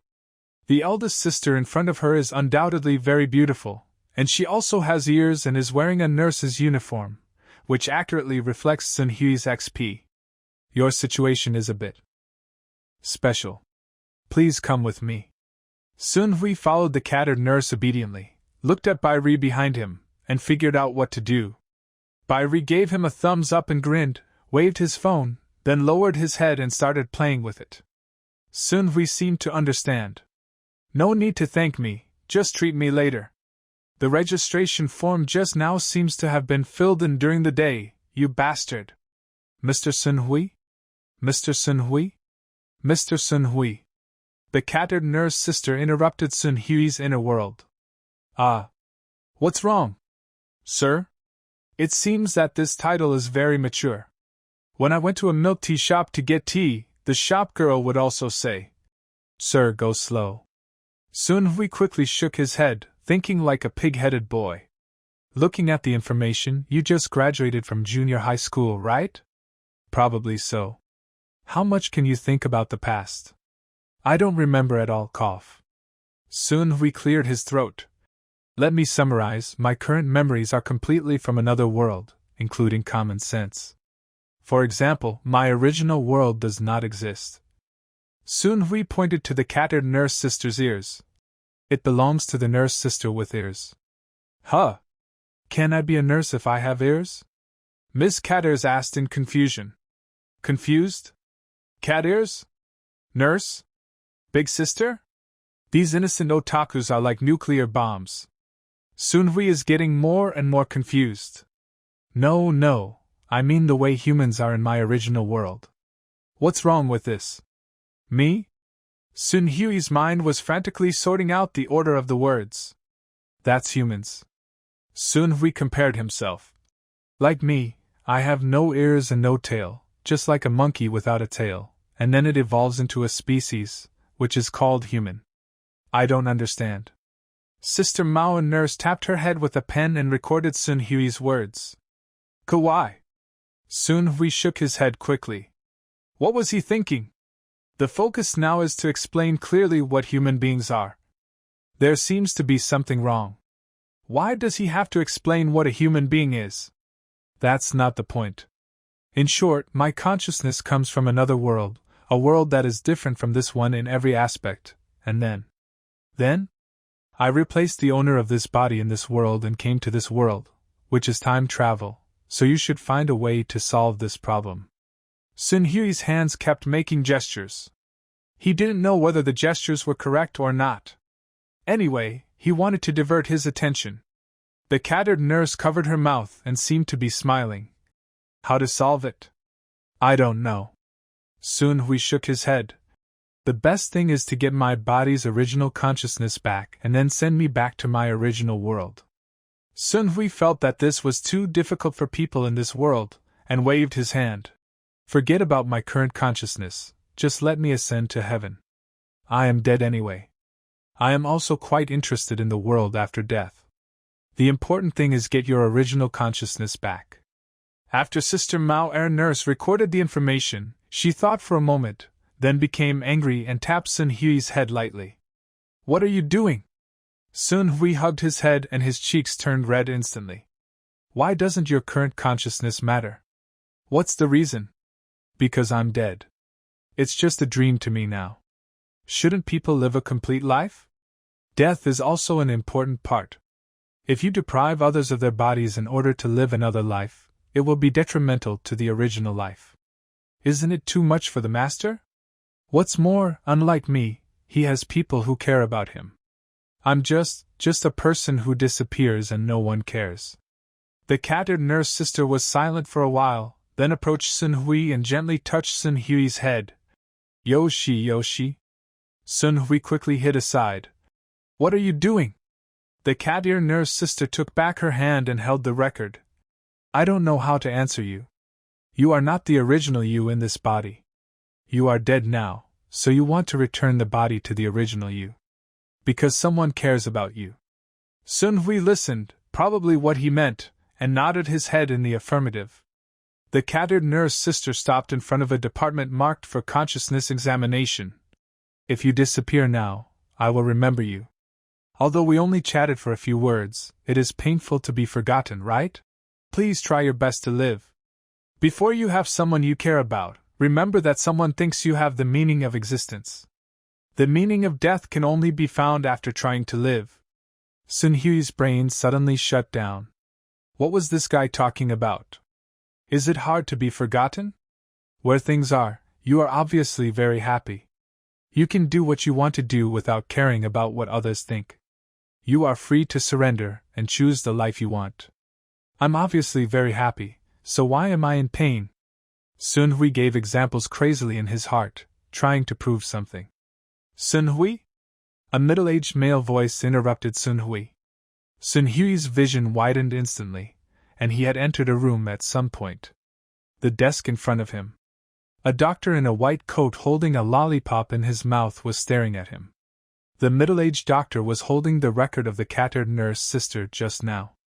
The doctor's beard has not been shaved clean, and he looks a bit slovenly, but he has a very good appearance. Amnesia? Time travel? Suicidal tendencies? The middle-aged doctor changed a document, put his hand on the edge of the table, and tapped the table with his index finger. You must be comforted by a beautiful sister, otherwise you will be irritable. Your friend filled it out. The middle-aged doctor's computer showed the monitoring from not long ago, just when he was filling in the information during the day. Sun Hui nodded. In principle, it's not allowed, but uncle, I like to help others realize their dreams. I helped you realize it, and asked your beautiful sister to pick you up. Are you happy? The middle-aged doctor stuck out his tongue. It's okay. Sun Hui touched the back of his neck, feeling a little at a loss as to whether he was happy or unhappy. Appreciating beauty should be a man's true nature. Your situation is quite special. The collection department just sent you your experience. Listen to me. Raise your hand if there is any difference. Understood. Sun Hui felt a little depressed. You're in the ancient courtyard at the end of the line at 2 o'clock, Zizizi. At the end of the line, as a newcomer, you're lucky to be able to come back alive after running so far. This is not a compliment, this is to say you are stupid, please be careful next time. In the ancient courtyard, due to unknown circumstances, a device suspected to be from the ancient virtual world was used. After that, he experienced another life and then returned to this body. Sun Hui retorted.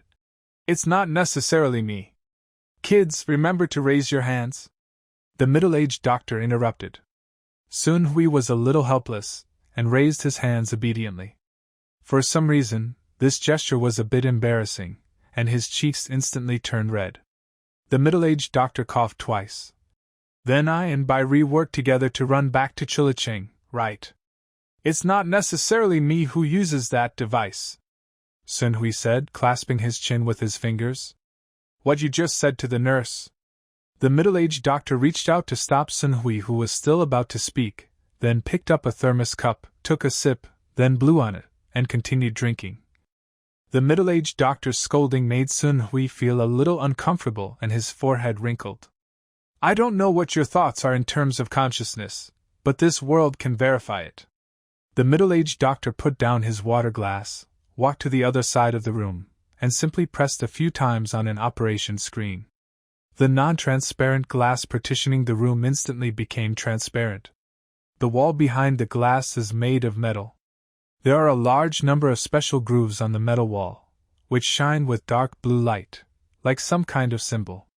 The pipeline extending from the wall is connected to a hemispheric device. This device seems to be floating in the air. There is a turbine-shaped disc below, and there are these disc steps, each connected to 3 wires, which also seems to be floating. The pipelines seem to be transmitting some energy, and each link was shining with light. The spherical device is obviously designed for people to lie down in, and the line of the lying position stands up like a snake. This device seems somewhat similar to the one I woke up with. The middle-aged doctor entered the glass room, and Sun Hui followed him. The middle-aged doctor sat on the operating table nearby and clicked casually. After activation, a large number of virtual screens displayed various data. Sun Hui seemed to hear the sound of rain. Lie down! The middle-aged doctor motioned for Sun Hui to enter the spherical device. Sun Hui entered the metal room and looked at the doctor through the glass. After getting the doctor's confirmation, he walked up the steps and lay down on the ring-shaped equipment. It feels like a lamb to the slaughter. A few thin threads were wrapped around his wrist, and a cold feeling spread from his forehead to his whole body, as if water was slowly wrapping him up, and he gradually sank into the water, with no edges around him, and he kept going downwards. I don't know how much time passed. The surrounding water suddenly disappeared. Sun Hui opened his eyes, and the scene in front of him shocked him. He is flying, floating in the air. Under him was the spherical device and his body, and he was looking at his body. He could see everything around him, but he couldn't feel it. It was like entering another world and looking at the projection. It was just holographic, a wonderful feeling. Suddenly he felt a strong sense of sleepiness, the world began to become dark, and everything disappeared again. When he woke up again, he had returned to his body, as if he had just opened his eyes. Sun Hui slowly stood up and walked out of the room. He supported his forehead with his hands and felt a little tired. It's confirmed. The consciousness pattern matches the Sun Hui in the database. Although your situation is rare, it can also be used as a simple amnesia treatment. Treads? Sun Hui's eyes seemed to be shining with light. It's pretty much what you think. Just like a fingerprint in the database, your current consciousness is no different from Sun Hui's before. The middle-aged doctor opened the candy wrapper of the lollipop and put it in his mouth. Then he looked at the confused Sun Hui, took out a lollipop from the drawer, placed it on the doctor's order in front of him, and pushed it towards Sun Hui. The above are the medicines you need to buy. Most of them are used to make up for the speech factor. After all, your right hand was so seriously injured. Be kind to them. There are also training suggestions. A training plan of the same intensity as before you lost your memory. At least it will take 2 weeks to continue. The middle-aged doctor took out his mobile phone and checked the time. School will start in 2 weeks, so welcome your high school life well. We have already informed the school of your situation. The middle-aged doctor spread his hands and said, What a tragedy. Your junior high school resume is perfect. You are a genius with both civil and military skills. Now I don't know if your martial arts is useless. Sun Hui took the doctor's order and put the lollipop on the table. What do you mean? You are entering the investigative department of Digeo, right? This department has very high requirements for the literary test. Come on, young man, don't look at me with a confused face. It's you who have lost your memory, not me. If you don't understand this society, just do it yourself. Go find out. There are many channels on the internet, in bookstores, and I am not your guardian. And Xiaowei said I would give you this book. Who is Xiaowei? Catered nurse sister. Why do you know what you are thinking? Guess, otherwise you think this is a novel world. Did the author tell me? Hurry up, the next patient is coming. Under the order of the middle-aged doctor to exclude guests, Sun Hui left the room. The doctor recorded in Sun Hui's case. Sun Hui's consciousness lines are confirmed to be his own, ruling out the possibility of being a spy. The special point is that compared to the last data record, the intensity of consciousness has increased too much, and the possibility of awakening superpowers has increased. It is recommended that the school take special care. After going out, Sun Hui walked in the direction he came from and read the doctor's instructions. In the doctor's instructions, under the column Body Repair, there are a lot of proprietary drug names. With the internet, he should be able to buy them all quickly. Regarding amnesia, it actually says that there is a possibility of recovery. This refers to the original him. If both of them are him, which one disappears? Sun Hui shook his head. This was a philosophical question that he couldn't figure out. Now he should consider how to live in this world. Soon he met Bai Ri, who had finished the inspection. With Bai Ri's help, Sun Hui was not too worried about whether he could find the location of his home. This home is just a place to live.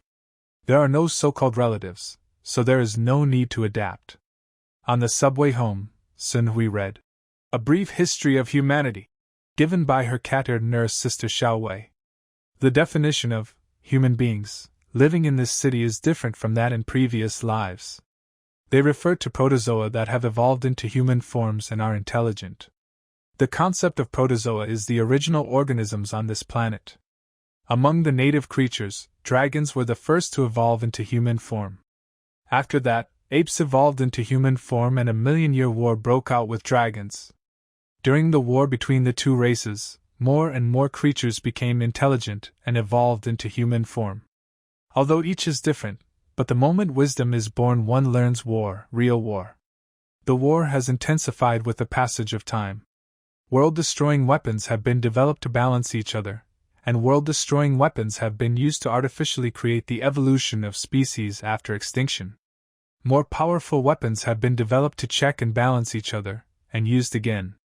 In the process, there have been beasts, the word factor. In the end, the war ended because of alien creatures. Alien creatures such as elves. Sun Hui still doesn't understand the story that follows. A human city? Sun Hui sighed with emotion. His previous life was somewhat similar to this world, but completely different. Looking at history, all intelligent species in this world have been destroyed several times. On the way home, I took him to many places during the day, bought all the medicines he needed, and also made dinner. He feels that this Chuli's city is nothing special. It also has subways, streets, squares, and even farmland, mountains and rivers. Some places even look like villages, like a slightly more developed city, such as Shanghai or Tokyo. But when he returned to Chuli's city, he realized that these were all built on a huge machine. Is such a magnificent building the human technology of this world?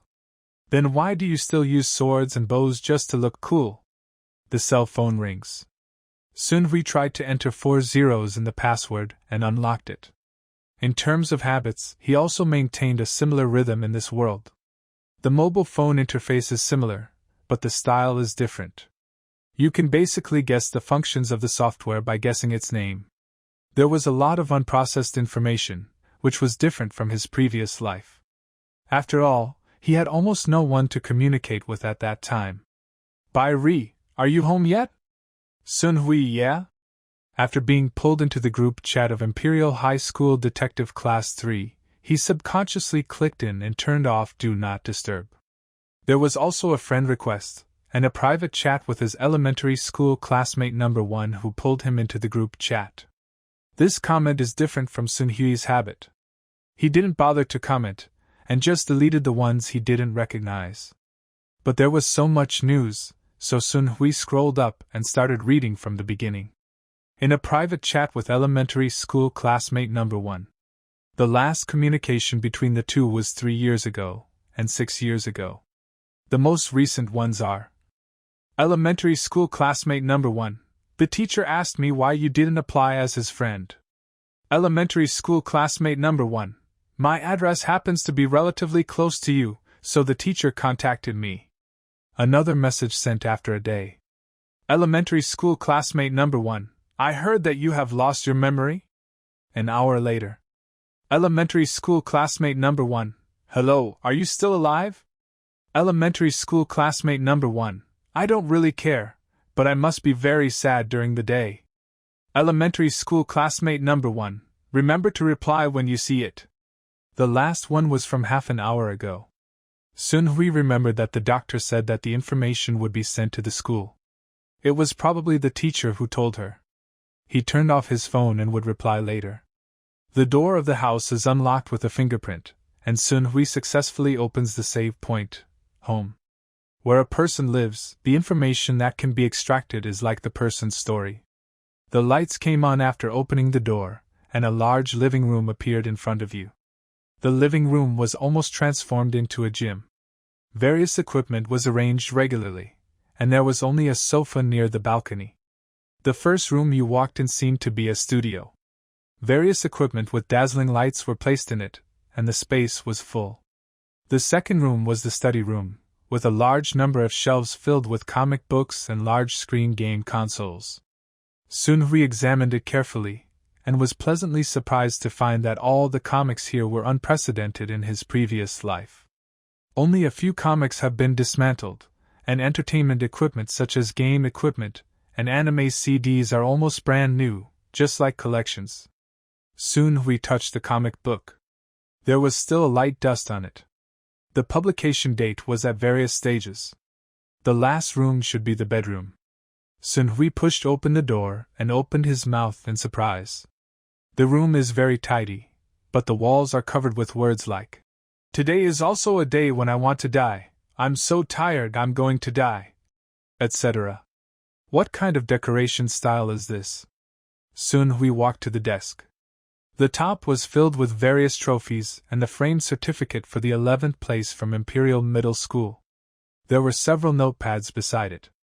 He picked up a diary. Every day's record is very simple. I want to die today and I want to die tomorrow. Is he that bad? Why do you always want to die? Finally, he found valuable records and sorted them out a little. This bastard Taiyang trains secretly. If he can't do it, he has to practice more. It's another day where he wants to die. In the school exam, the last test of junior high school, as expected, Taiyang was first and I was second. It was not easy and I wanted to die. I am about to graduate, and I have received a lot of letters in my locker. It seems that there is a tradition in middle school. After graduation, you tell the people you want to say in the form of letters. They are probably scolding me, so I won't read them. Yes, I really envy the son. A bunch of girls confessed to me. At the joint examination of DeGale, I was ridiculed by a gray-haired man. Taiyang seemed to be very angry, but I didn't feel anything at all. The results of the Imperial High School joint examination came out. I was ranked 11th, and the sons made mistakes and ranked 14th. I was a little happy, but why was that guy crying?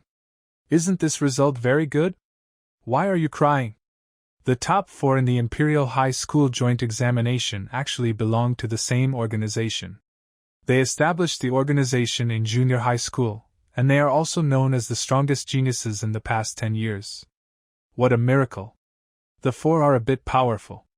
After investigation, only the 3rd place was confirmed to enter. DeGao, they seem to have taken the DeGao exam by the way. Taiyang said he also wanted to establish an organization and defeat them? How is that possible? We are just ordinary people. The sons applied to form an organization, but failed. Of course, the organization requires at least 5 people. How can 2 people form a team? There is no venue, training base, or 2 high school students. Who will join?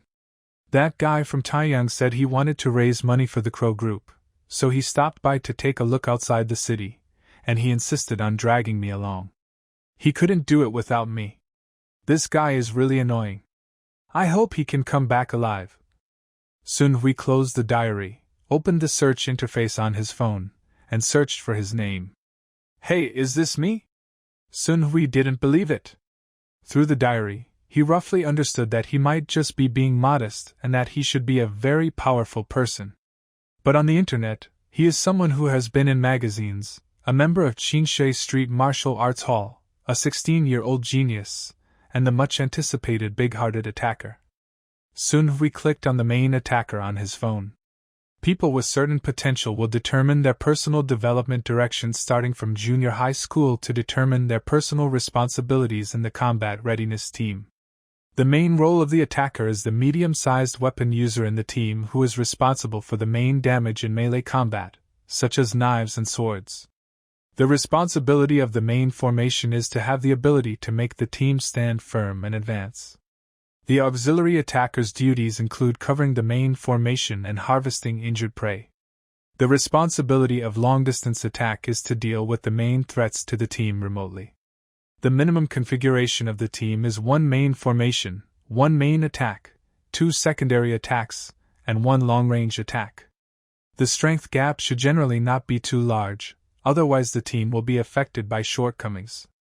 Sun Hui found some videos of himself fighting. He was so handsome that he felt a little excited. These were all him. Now, he is a genius, completely different from his previous life. However, he did not admit how bad a person he was in his previous life. After all, he only spent half a year studying high school courses and was admitted to university. Regardless of how bad the university was, he was admitted anyway and was considered a college student. After that, it was just that the world was too boring and he was ruined. Sun Hui stretched and glanced at the remaining notebooks, training plans, and training progress. After flipping through it casually, there were gradually more black lines on his face. His posture also became inexplicably straightened. Can I do this? I'm sorry, it's me, I want to die too. Sun Hui apologized to himself who was writing the diary. The training plan covers a week, and every day is planned. Except for the 3 hours of entertainment time on Friday afternoon, the rest is for so-called training.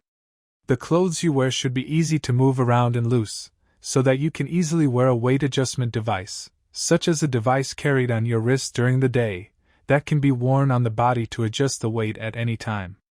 In terms of eating, in order to absorb enough energy and elements necessary for body growth, everything eaten is recommended by the intelligence system according to his physical condition. There are also strict regulations on rest, sleep time, and how often to rest after training. There is very little rest time.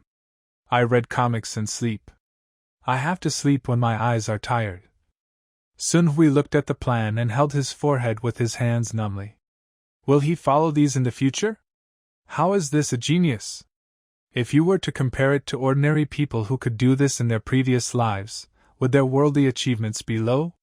He rummaged through the cabinets on his desk, and as expected, they were full of dense plans and learning contents. Have they been completed? He couldn't imagine that he had done all this. Sun Hui glanced at his phone, wanting to escape and swipe his phone. There was a Miyazuki Society mark in the lower left corner of the screensaver, and he searched for Miyazuki Society.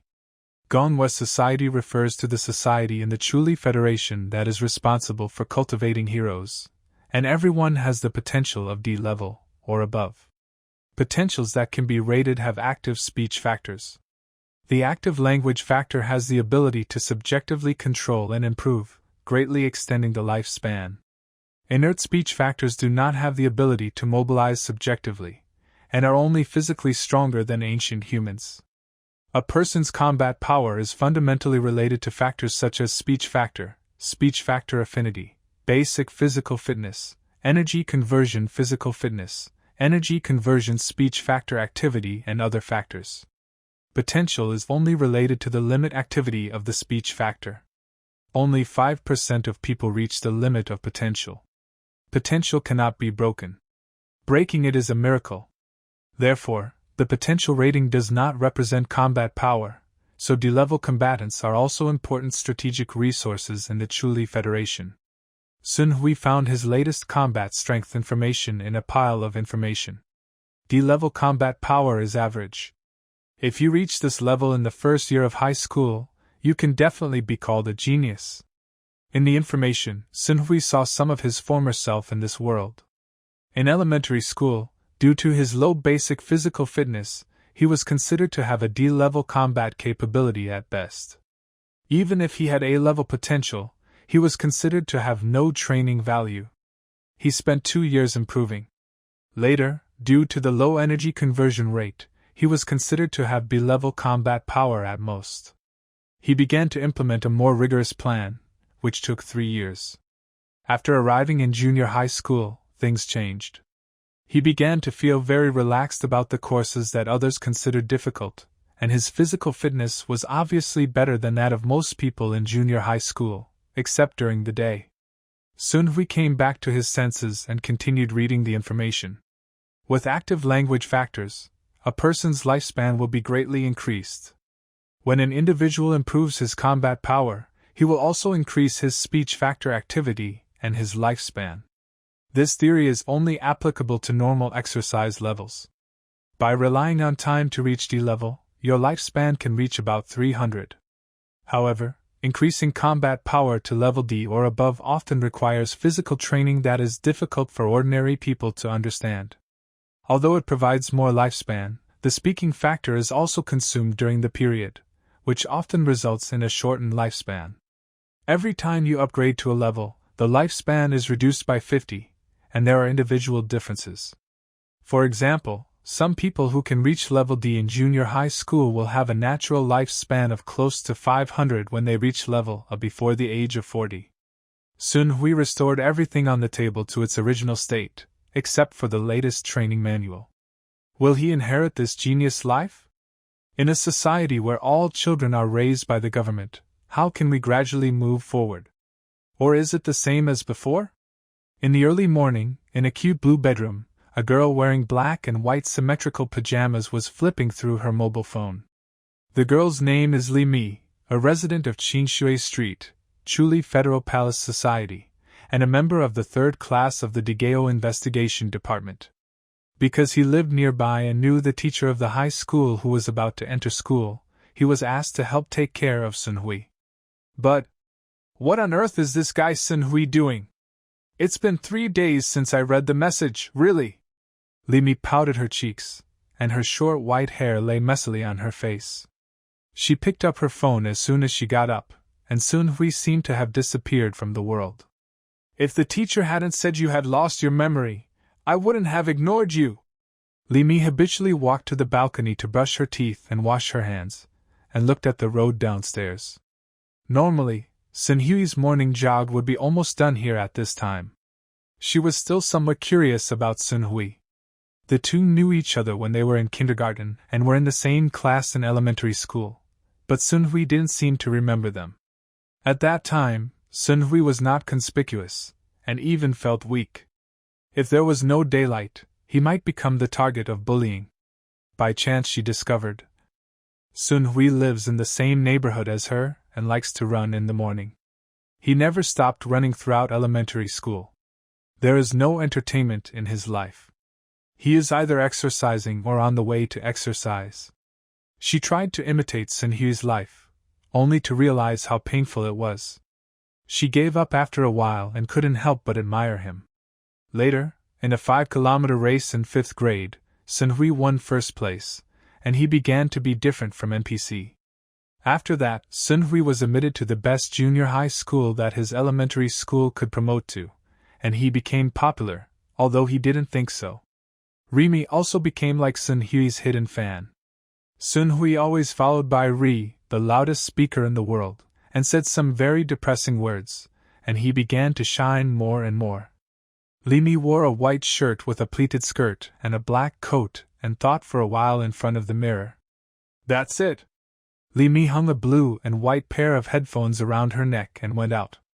She was going to find Sun Hui. Life would be somewhat inconvenient for people with amnesia. Their future high school teacher actually asked her to take care of Sun Hui, which was very unreliable. Thinking of this, Limi raised the corners of her mouth slightly and couldn't help but sigh. There's really nothing we can do. Sometimes she envied Liuli's society and her family to take care of her. The Liuli society is the other side of the city, composed of ordinary people with no potential and a lifespan of only about 100 years. Responsible for production and supply to Gongwei society, it is also the main source of development of science and technology. Liuli society is very safe, there is no need to participate in war, and life is ordinary. The Gongwei society is the society where Limi and Sun Hui currently live. Most of the residents of Miyazuki society were sent to Miyazuki society from Liuli society when they were babies, and were supported by the Federation until they were 18 years old, so this was a society of orphans.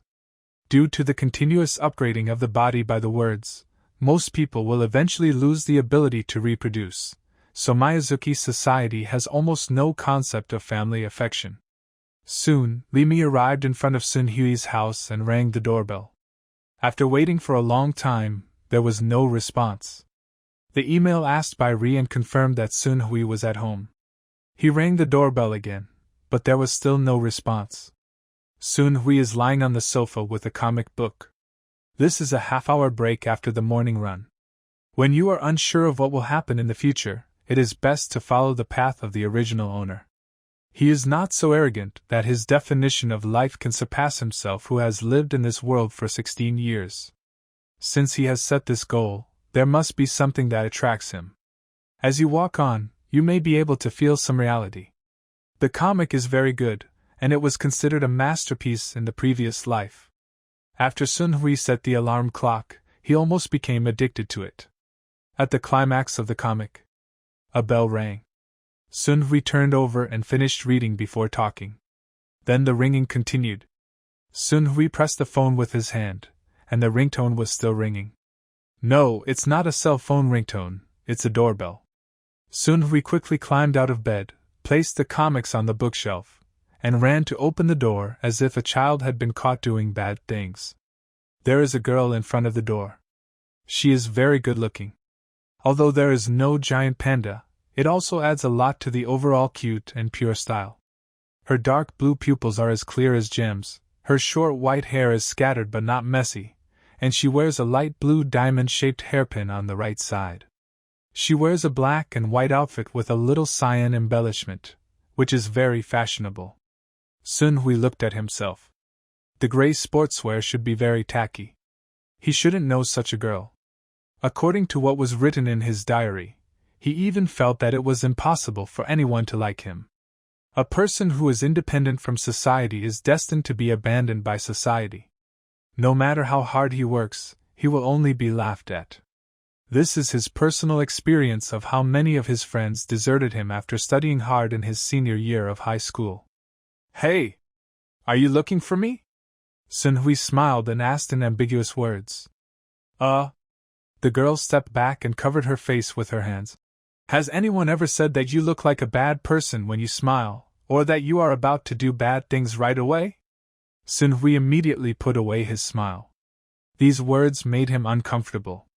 His mother in his previous life often said this, and often used this to attack him in front of his relatives. Sun Hui said coldly, "Do I know you? Is something wrong?" He doesn't like people poking at his sore spots. He has double standards. It's okay to laugh at himself, but it's not okay for others to laugh at him. Li Mi was stunned for a moment, as if he suddenly disliked himself. She lowered her head and had nowhere to place her hands. "I, teacher, will be in Class 3 of the Digeo Investigation Department in the future. I will take care of you. I have lost my memory and live nearby." Sun Hui clasped his chin with his index finger. "You and I are in the same class, and we will both be in Class 3 of the future Digeo Investigation Department.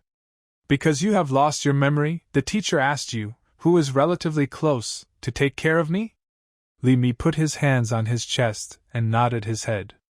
Sun Hui looked at Li Mi, who kept curling his toes, meeting Sun Hui's eyes from time to time, and then looking away. "Come in." Sun Hui opened the door and entered the house. Li Mi hurriedly followed in and stopped in the living room. The trash can was full of garbage, the open kitchen was full of unwashed dishes and chopsticks, and the coffee table in front of the sofa was filled with various medicines and energy drinks that had been consumed. In retrospect, Sun Hui's hair was also very messy, and it didn't look like it had been combed at all. He seemed to be like this when he ran in the morning, and when he was at school, his hair was often messy, which she knew. The ritual riddles renew the impression of Sun Hui in my mind. "Sit down." Sun Hui took a cup of hot water and put it on the coffee table, while using a bag to clean up the garbage. "Okay, sorry for the trouble." Li Mi tried his best to keep a smile and glanced at the sofa. It was very clean. So I sat down and took a sip of water. Next, Sun Hui was cleaning the room seriously, completely ignoring her. Li Mi began to look at the living room, most of which had been transformed into a gym. Limited actions limited the information. If I wanted to know more, I asked, "Can I take a tour?" Random. After getting the answer, Li Mi quickly ran to the Smart Center console to check the use of the equipment in the house and the entered future plans. Seeing that he was as perverted as ever, Li Mi breathed a sigh of relief. If Sun Hui relaxes himself, he will definitely regret it after recovering his memory. "Are you doing all your morning runs these days on the treadmill?" "Well, I can't adapt to the adjusted weight of the weight-bearing ring, so I did it at home." Sun Hui held a few large garbage bags in his hands. "I will throw away the garbage, can you check it yourself?" Wearing a weight-bearing ring on the body can apply force evenly to one part, and long-term wearing can achieve the effect of lifting the body. Li Mi smiled bitterly. If he was discovered, would he be considered distrustful? Has he really lost his memory? Why is he so familiar with this environment, like a very ordinary high school student? It only took a little time for Sun Hui to become familiar with this environment and roughly understand its functions. With the gradual integration of the original owner's body memory and the current consciousness, he became familiar with other technological equipment very quickly except for the hard knowledge level. "Please, don't pay attention to me." Li Mi waved his hand and watched Sun Hui leave. "Of course I will care, she is a beautiful girl after all." Sun Hui muttered quietly and disappeared into the house. The rosiness on Li Mi's cheeks was looming, and when she realized something was wrong, she quickly patted her cheeks. "That's a courtesy." However, Sun Hui complained after going out, which means he thought he couldn't hear it. Li Mi quickly shook her head to stop her random thoughts.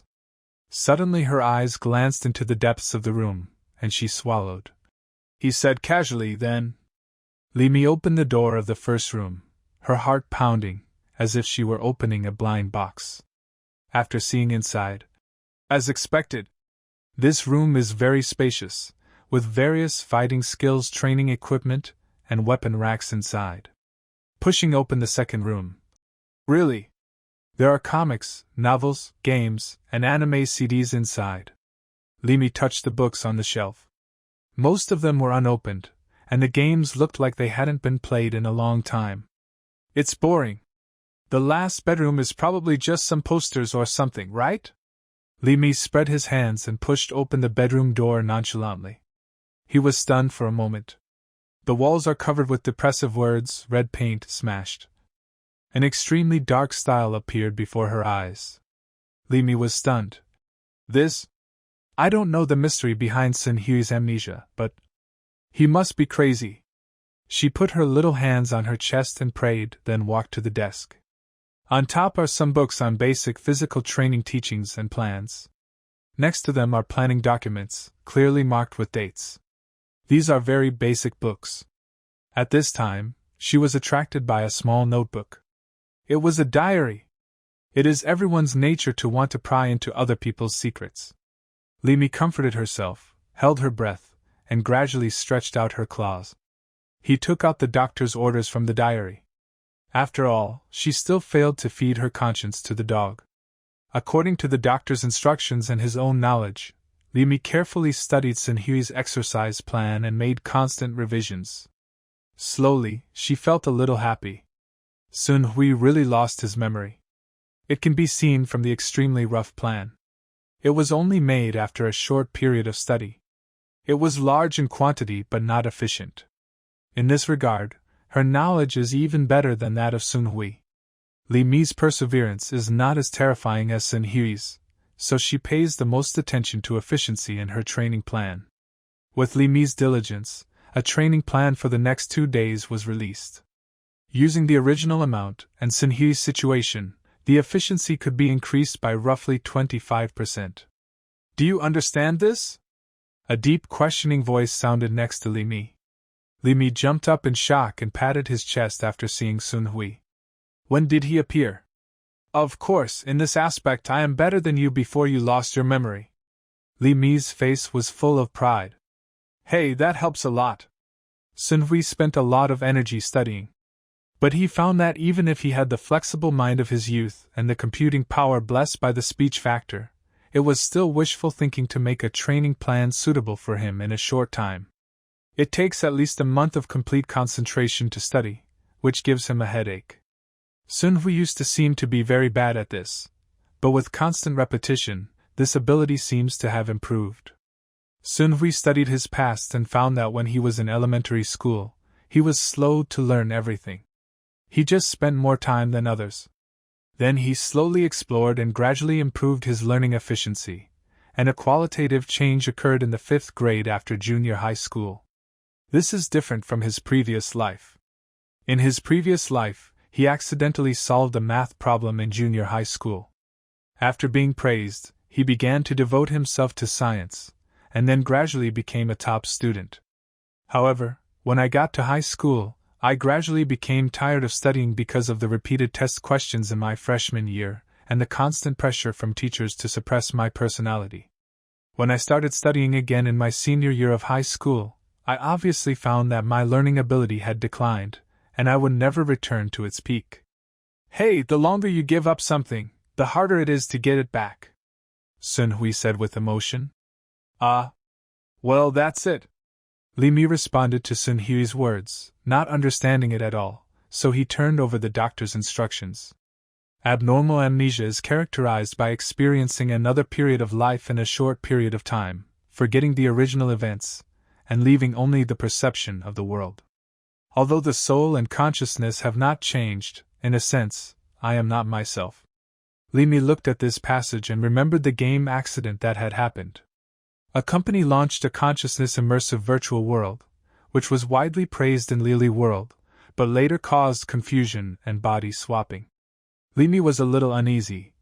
Sun Hui, do you think the goal of becoming the number one in the world is realistic? It can't be done, it definitely can't be done. You can't do it no matter how you think about it. Sun Hui waved his hand. That's right, I was just dreaming during the day, that's all. Before he finished the riddle, he noticed a change in Sun Hui's expression, just like when his classmates ridiculed Bai Ri during a vacation in junior high school.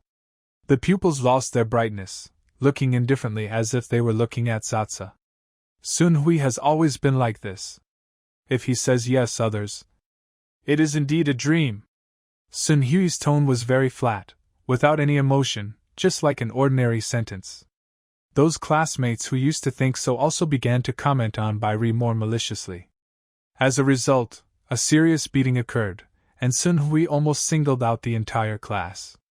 If he hadn't stopped it during the day, it would have caused even worse consequences. Afterwards, Sun Hui was suspended from classes for a month. Because Sun Hui was a top student, the grade director thought it was too much and reduced it to 1 week. Dreams have the possibility of coming true, right? Li Mi swallowed and looked at the unusually dark environment. Now she was so scared that she couldn't beat Sun Hui. Yeah. Sun Hui smiled and took the plan that Li Mi had just made. Can I input this into the smart central control? The intelligence system can read the plan and execute it in more detail. Please. As Sun Hui left, Li Mi completely collapsed on the chair, while Sun Hui was still as gloomy as ever. She leaned her hands on the table to support her cheeks. She simply couldn't figure out whether this guy liked boys or girls. This guy's orientation couldn't be Bai Ri's. Even after losing his memory, he is still the same as before. Or what boys say is that the most important thing in the world is brotherhood. Etc.? Brother. That's great. Li Mi sighed. Humph! She liked to make friends very much, so she made all the friends she could.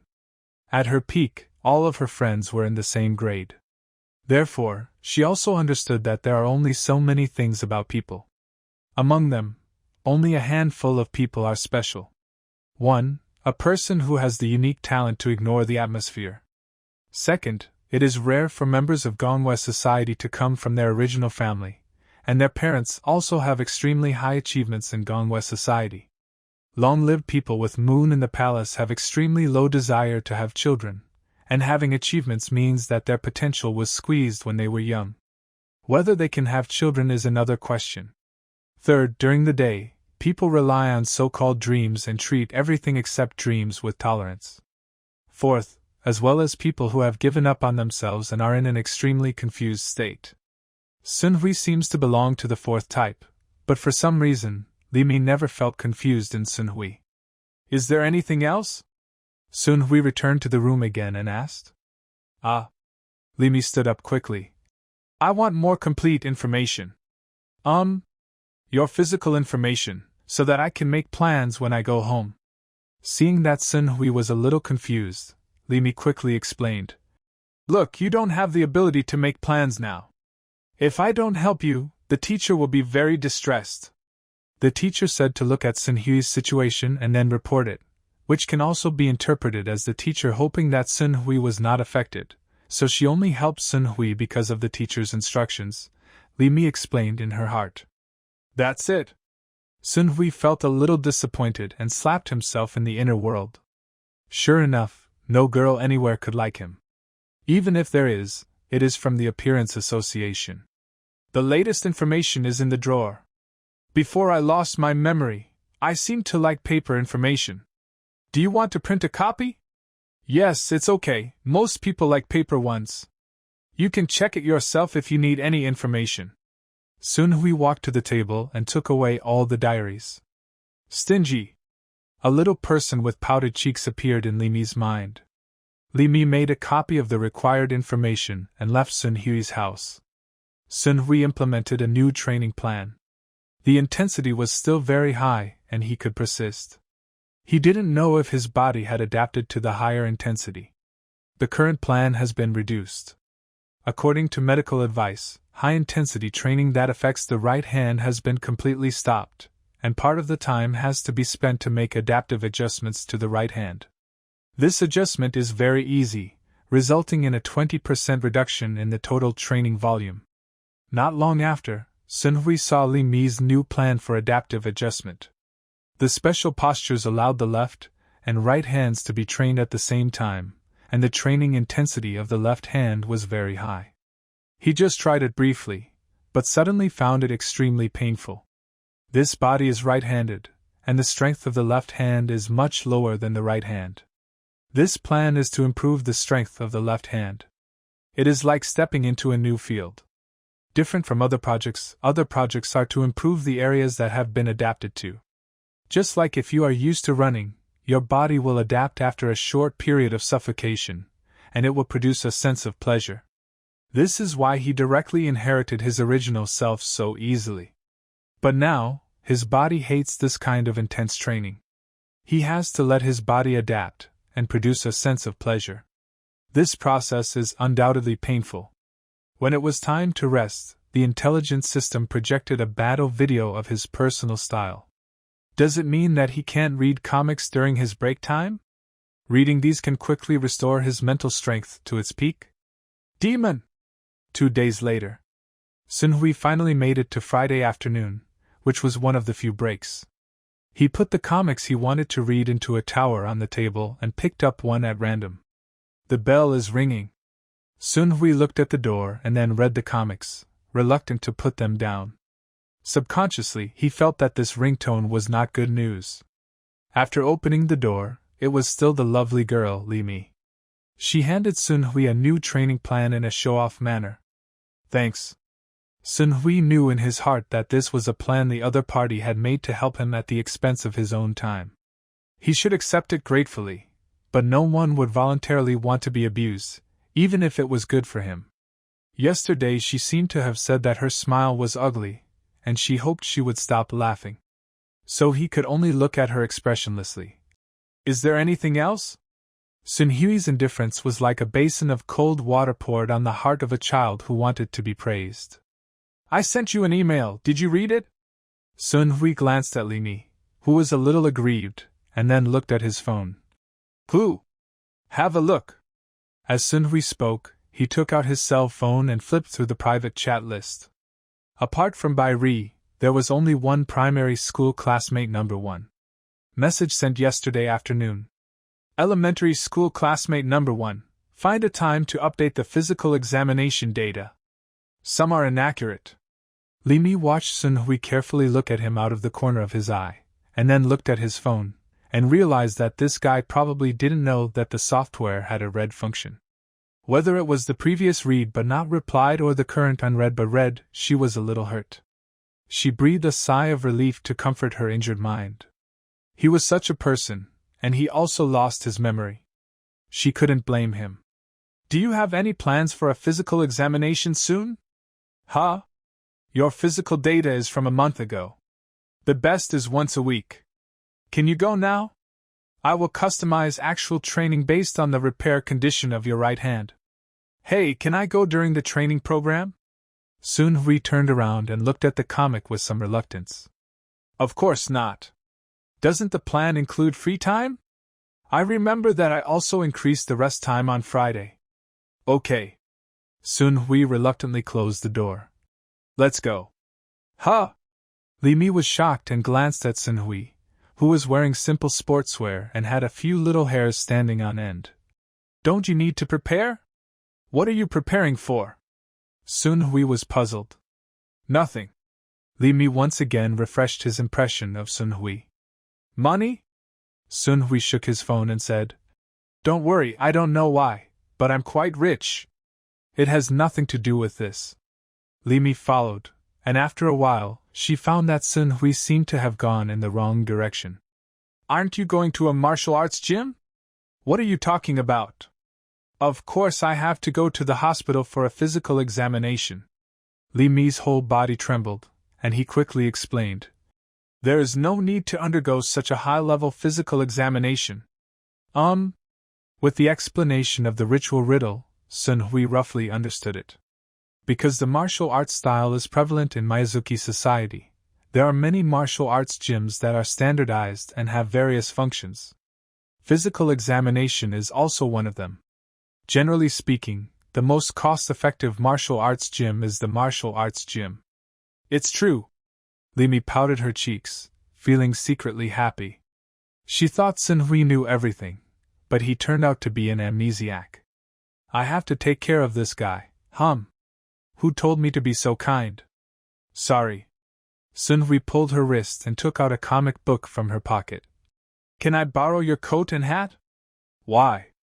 Limi was confused. But it's okay. As a result, Sun Hui held her hat as a guide dog and then read comics. Limi's forehead wrinkled. The teacher said why your friend application has been rejected. What about that? For example, some forms need to be filled in by the whole class. This task was originally the teacher's, but because I added the teacher as a friend, it was pushed to you. Then you couldn't refuse because the other person was a teacher, so you became a weakling. Isn't it hard? Limi looked at her phone and saw the pile of files the teacher had transferred to her, collecting this information and that information. What this guy said makes sense. Why don't you reply to my message? News? Sorry, I didn't see it. This guy has absolutely no idea that the read feature exists. Limi clenched her fists and said, Sun Hui, do you know my name? Have no idea. Didn't my friend make any comments? See for yourself. Sun Hui thought she was a little annoying, so he threw the phone to her. This guy seemed to be very interested in his phone, even though he didn't have anything. In addition to the idiot during the day, there is only a smart butler there to remind me what to do, that my food intake has exceeded the limit, that it is time to eat, to get up. These are troublesome messages. Limi looked at himself and made a note. Elementary school classmate number 1, this bastard can't even name him. But to a certain extent, is she the first elementary school classmate Sun Hui met? I really can't help it. Limi made a note for himself, the cutest Limi, but felt a little ashamed. Sun Hui thought of something. He seemed to have purchased some bad things online. Have you finished reading? No. Limi was about to open the shopping app. Sun Hui behind him looked at this scene and stopped. What are you doing? Limi's coat was grabbed and he turned to look at Sun Hui. Give it back to me. Sun Hui smiled lightly and reached out for the phone. In Limi's eyes, Sun Hui looked like a thug about to go berserk. The air around him seemed to be carrying some kind of dark current, which could destroy the world at any time with every tremor. She obediently put the phone in Sun Hui's hand. Sun Hui breathed a sigh of relief, his aura disappeared instantly, and he walked happily to the front to check his phone. Except for the change of notes by his elementary school classmates, nothing changed. Good boy. Listening to Sun Hui's coaxing tone, Limi couldn't be happy at all. One day the riddle will repay today's shame twice as much. Soon we arrived at Qingshe Martial Arts School. Many people who knew Sun Hui wanted to talk to him, but were blocked by ritual riddles. Sun Hui immediately breathed a sigh of relief. Thank you? No thanks. Limi laughed inwardly. She told others that Sun Hui had a brain injury and had some IQ issues. She should treat him as a fool and not talk to him easily. Then, Sun Hui and Limi each underwent a physical examination, and Sun Hui performed a detailed examination of his right hand. It's a little different from the impression. It's a bit energy-consuming. Sun Hui wiped his sweat. Apart from the initial instrument inspection, the rest were pile driving, side reactions, and physical explosions under various circumstances. He looked at the physical examination form in his hand. The physical examination form contains basic physical conditions and speech factor activity, and the rest are hexagonal values. The testing process of these values requires a lot of physical strength and a personal full-scale explosion. Sun Hui's hexagonal values are D level, perception 11, strength 5, speed 7, explosive power 6, endurance 5, accuracy 12, concentration 9. D level 6 transformation numerical reference. D level, perception 5, strength 5, speed 5, explosive power 5, endurance 5, accuracy 5, concentration 5. Sun Hui's factor is active, A. The right hand is in good repair and can be trained appropriately without going all out. Sun Hui handed the physical examination form to Li Mi. What do these numbers mean? Li Mi had just read his own data, and after taking Sun Hui's, he was a little stunned. This guy's basic data was not at all as powerful as expected. But it just happened to completely crush the ritual mystery. The reference level of ordinary adults who have not activated the speech factor at all is 1. Of course, this is better than your impression of human beings. On the way here, Li Mi roughly knew the human situation in Sun Hui's original world, so Sun Hui can understand words to explain. But these numbers are mainly for reference. Li Mi thought for a moment. Just like a game, the level of operation is actually related to my situation at the time. I know. Sun Hui pointed to an open hall in the martial arts gym. Can I go and have a look? Can. Sun Hui was sitting in the audience, and Li Mi was thinking about the next plan based on Sun Hui's data. It is best to customize the training plan for only 2 days, so that it can be adjusted according to the situation. The open hall is now in the weaponless free fighting arena bounty mode. There is a disc-shaped arena in the center. The winner continuously accepts challenges. The winner needs to pay 200 yuan to open the base. The defender wins a victory and gets the principal. If the challenger wins, he can plunder twice the chips from the defender's prize pool based on his own chips. Each time the number of base defenses increases, the bottom line of payment chips increases by 100 yuan. Increasing chips can increase the amount of plunder, up to a maximum of all funds except the base keeper's principal. To enter the next round, you need to win 5 games in a row, or have no one to challenge for 10 minutes. Sun Hui calculated that if he played in the first game, he would need to win 2 games in a row to get back his money. On the field was an uncle with an exaggerated left-hand muscle. The opponent could no longer keep up with the uncle's rhythm. The uncle easily dodged the opponent's attack, punched the opponent to the ground, and then threw him off the ring. The challenger who was thrown off the field got up, wiped the blood from his nose, and Yenny repaired the wound. This bastard, did you fight so reluctantly just to trick others into entering? The melon seed eater in the audience said. Hey, is there anyone else? Don't let him end, it's 2,000 brothers. Don't you feel tempted? Believe me. He is pretending to be powerful, so don't give up the free money. The people in the audience said. Yes, don't give up the money you picked up for free. As the audience continued to encourage, another challenger came on the stage. The challenger was very young and had clear eyes. The challenger adopted circuitous tactics, constantly circling the edge of the ring, relying on flexibility to avoid the uncle's fists, and using tricky legs to continuously attack the uncle's weak points, head, and abdomen. Although they were all blocked, but the defense on the uncle's right was obviously weak. There's a show. If his right hand doesn't work, kick him on the right side of the head. Come on. Kill him. I know him. He is the main attacker at Qingshui High School, right? It seems his name is Li Xiaofeng, right? The one who's so quick and annoying? Well, I just like this disgusting way of playing. Uncle is going to lose. In this atmosphere, blessings for the challenger rang out from the audience. Li Xiaofeng's self-confidence is getting stronger and stronger, and his shots are getting faster and faster every time. Crisis also ensues. The uncle suddenly stepped back. Li Xiaofeng kicked the ball in the air. After landing, he quickly adjusted and crossed his arms in a defensive posture. The uncle punched the challenger's arms, and with the sound of broken bones, Li Xiaofeng also fell to the ground. Whoa! Uncle is awesome? Ginger is still hotter than old. Young people just can't do it. The audience cheered, completely forgetting that they had cheered for the high school student before. The staff hurriedly ran to Li Xiaofeng. His arm was quickly repaired under the influence of the words. He pushed the staff away with an angry look, then took the supplementary medicine from his friend's hand, drank it in one gulp, and sat back in the auditorium. The uncle roared angrily and raised his fists with both hands above his head in protest. Riddle of etiquette. Ha! Li Mi quickly looked at Sun Hui, then looked away. I'm here. He remembered his name, and was a little happy. Why was he unhappy?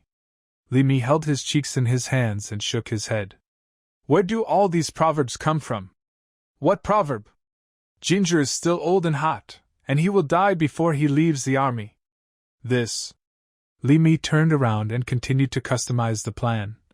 I don't know the source, and no one can investigate it clearly, but it all comes from ancient civilizations and has been passed down to the present along with language habits. Oh, is that so? 4 consecutive wins. Sun Hui licked his lips. Can I join? If he wins one more game, he will run away. Ah? Li Mi looked to his side, and Sun Hui was nowhere to be seen. Sun Hui paid 1,200 chips to the staff using his mobile phone. For some reason, the staff looked at him in surprise, but he didn't care. Asshole! Li Mi stood up quickly. That guy is at the D level, be careful. Li Mi covered her mouth. She was already on the field, she couldn't tell her weakness, and she must not aggravate the injury. Don't worry, if you win, you'll get something good, if you lose, you'll get nothing. Sun Hui jumped onto the 1-meter-high stage. It's just. The uncle who wanted to make a big statement when he saw that it was Sun Hui, his expression was confused at first, and then a little solemn. He did not take the initiative to attack, but just took a stance. A student again? It's a little shorter than the one just now, isn't it? The audience let out a sigh of relief. No, he is Sun Hui. Holy shit, it's shameless. I've been fighting 4 times, but this bastard Sun Hui is still so shameless. When did this thing come? At this time, Li Xiaofeng, who had just been defeated, stood up and roared toward the ring. Uncle, be careful, this guy is very good at fighting, and he also likes to use dirty tricks. Hey hey! Sun Hui looked at the uncle with a sly smile. Is his reputation so bad? However, he did see that the uncle was bluffing and entered the stage. After 4 consecutive games, the last one was against a technical opponent, which consumed a lot of energy from the uncle, so that the speed of his final punches was much slower. The uncle was a little overwhelmed and took a cautious step forward. Sun Hui waved his hand. Don't be nervous, they are all lies, I'm very good at it. The uncle's face turned dark. You said the same thing to me last time, and then. Sun Hui looked shy. Is that so? It turns out we fought before, why don't you go down by yourself, it won't be good if you get injured. The uncle looked at Sun Hui, then looked at the prize pool on the big screen, which was 2,600, and the challenge chips were 1,200. The corner of his mouth twitched, this bastard. According to the rules, he won't make a penny after losing. Just as the uncle was momentarily distracted, a fist as big as a sandbag struck him. You shameless person! The uncle roared and shook his fist. The 2 fists collided and a wave of air exploded on the ring. The uncle was obviously at a disadvantage and retreated to the edge of the ring. As Sun Hui expected, his running distance was farther, and the effect of inertia was naturally stronger. Sun Hui continued to rush towards the uncle, hitting the uncle steadily with every punch, and the frequency became faster and faster. The punches collided with each other, like the sound of firecrackers ringing in the ring.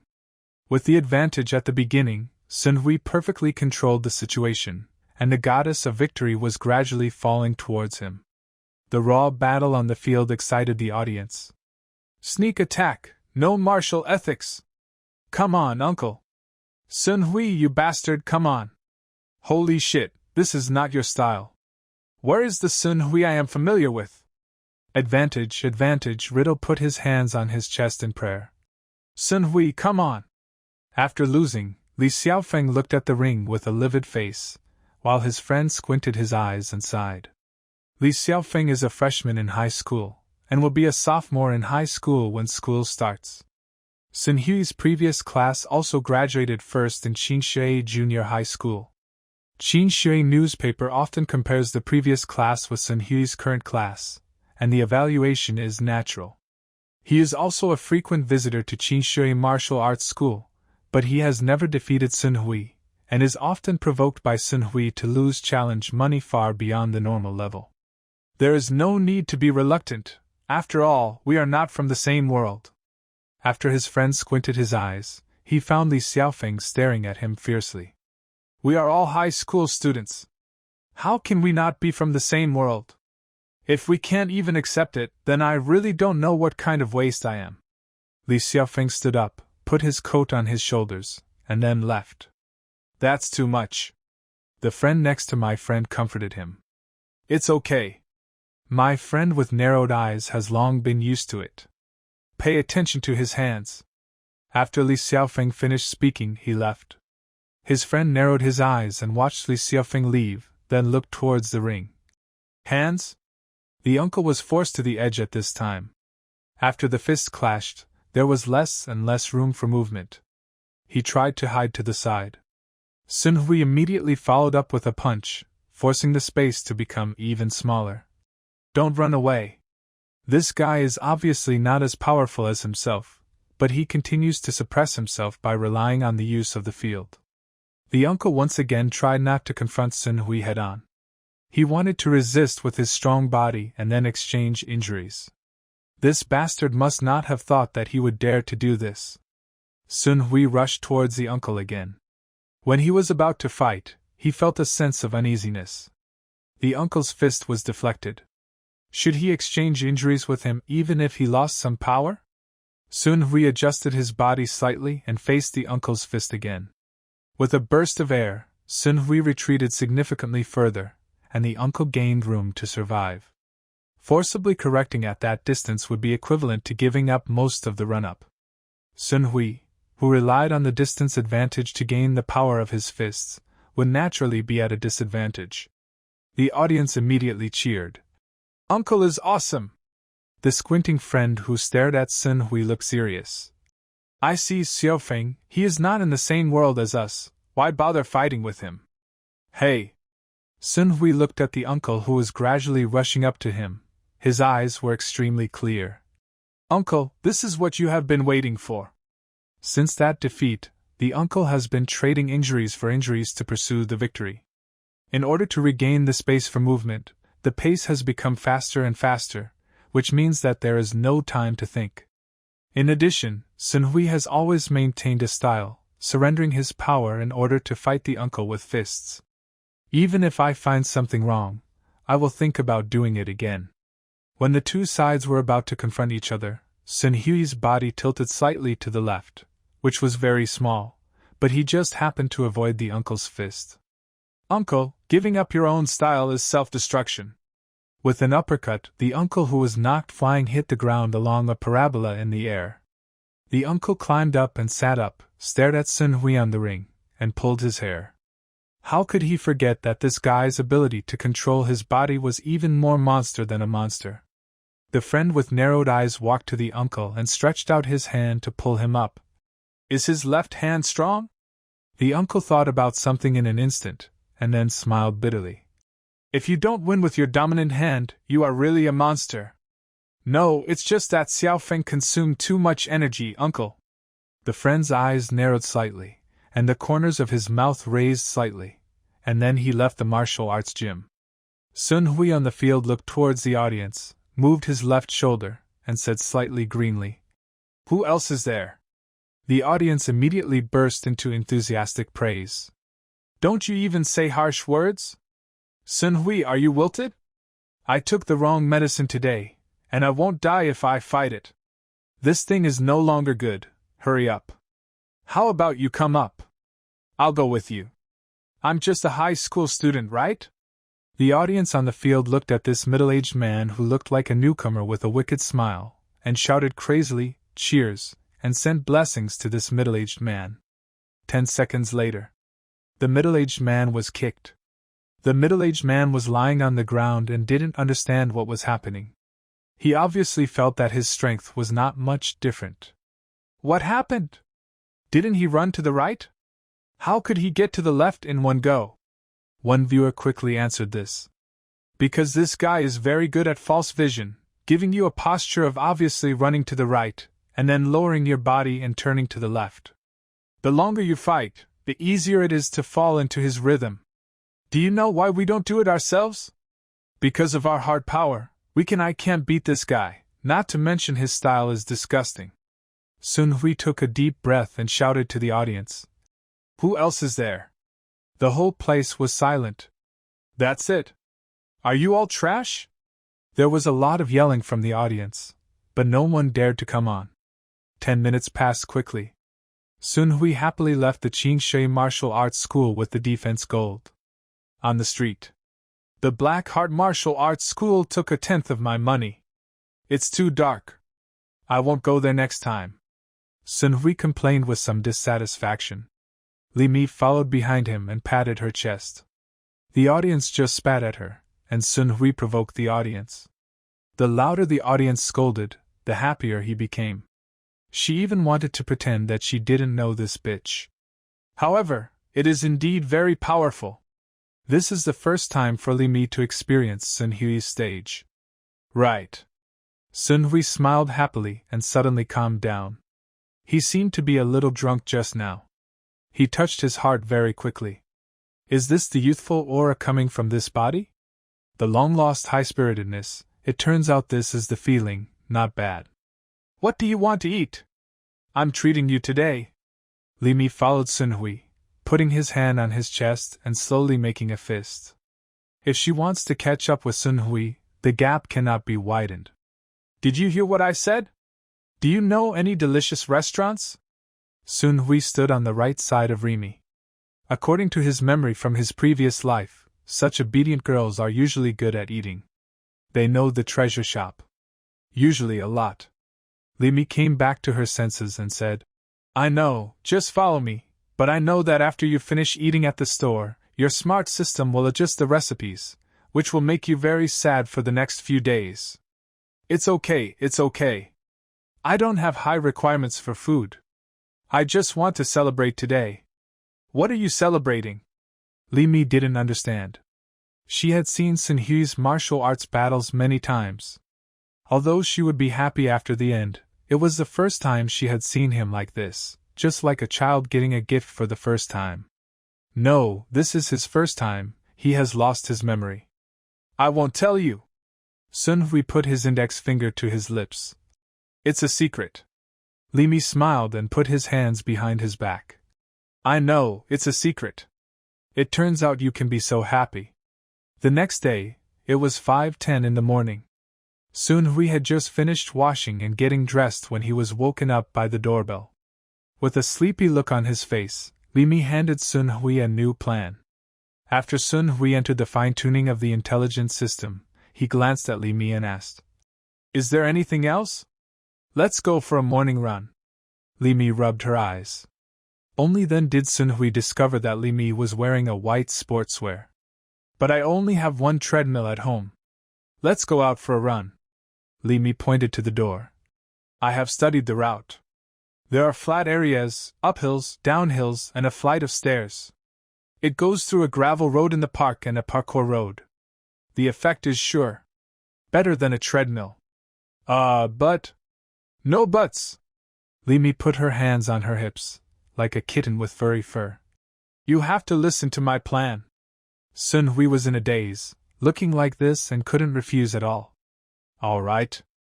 After the two set up the weight rings on their mobile phones, they started running along the prescribed route. Halfway through the process, Sun Hui found that Li Mi was out of breath, and his rhythm was obviously a bit off. Did this intensity exceed Li Mi's plan? Want to slow down? Li Mi glared at Sun Hui, then sped up. Idiot! Can't you lower your requirements? How can anyone be embarrassed to say that they can't keep up? Sun Hui shook his head and followed. The riddles are like a competition, running faster and faster. In the end, the two completed it earlier than the planned time. What's next? Sun Hui wiped his sweat and looked around. This was a strange place. Everyone goes back to his home. Of course not. Li Mi put his hands on his knees and breathed in the fresh air, not at all as calm as Sun Hui. She pointed to the left. My house, after breakfast, go to the martial arts gym to practice. Today is Saturday and Sunday will be mainly for actual combat with weights. Want to go out? Sun Hui touched the back of his hair. I'm not very good at training in front of strangers, I'll be shy. Are you shy? Li Mi tilted her head and looked up at Sun Hui. Have you forgotten what you did yesterday? Sun Hui followed Li Mi to her home. The arrangement of Li Mi's house and Sun Hui's house are similar, and the decoration style is mainly blue and pink. Sun Hui likes this style very much. The two of them were eating breakfast in the living room. The speed was not fast. The eating speed and the degree of chewing of food were all stipulated in the plan. Everything was to reduce the burden on the body and improve efficiency. Then the two went to the martial arts gym, booked a training platform, and based on the numbers, they continuously arranged for opponents to fight. The rule is that you can use the weapons you are good at, which are provided by the martial arts gym and are basically made of wood. Different points can be obtained by hitting different parts of the opponent. The more critical the point, the higher the score. The one with the highest score within the limited time wins. If the score difference is too large, it will end early. Since both of them are at the top college level, their opponents are all seniors. Sun Hui's opponent was a muscular man with a bare upper body and a sword. Sun Hui's weight-bearing ring was 4 times that of his opponent's, and his opponent's weight-bearing ring was 3 times. Teach me something. The macho man clenched his sword and cupped his fists. Be merciful. Sun Hui drew the straight knife in front of him. The two began to fight. Sun Hui followed his body memory, and what he had learned these days, constantly changing the combat altitude, switching offensive and defensive postures, attack frequency and direction. The macho man just thought that this guy was a monster, with such strong body control. Whenever he swung his sword to attack quickly, Sun Hui defended with just the right amount of force. Then when he went on the defensive, he was faced with Sun Hui's fast attack with a straight sword.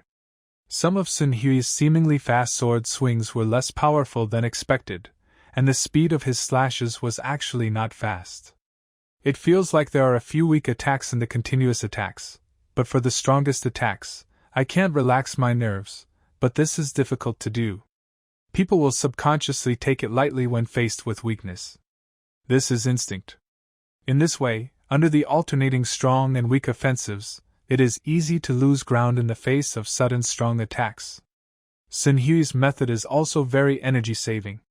The strong man tried to change the situation and anticipated Sun Hui's weak offensive. He succeeded several times, switching from defense to offense, and Sun Hui took over easily. After he was tired, he slashed at his weak points with far greater intensity than before. At this time, he carried out 2 consecutive offensives. During each attack, he would slash at the opponent far more times than the opponent slashed at him, which also consumed a lot of energy. When you are on the defensive, you mostly parry, the range is small, and it saves effort. It is also a necessary rest after an explosion, just like cooling down. It was already too late to adjust the physical strength of the defense. You will get hit. Even if the knife is a wooden knife, it will hurt. If completely defensive, over time, a single defensive stance will be seen through. During this process, the body can never find the rhythm of attack and defense, and eventually becomes unbalanced. On this basis, Sun Hui's attack range is particularly large, and the movement space under his feet is also very large. His body is extremely flexible, allowing him to attack from various angles. This makes it completely impossible to predict, or even predict that Sun Hui's behavior will even be exploited by Sun Hui. You may think Sun Hui is there, but this is what he wants you to think. Your brain directs your body to perform a series of defensive skills. His body had just adapted to the defense in this direction, but his eyes saw Sun Hui attacking in another direction.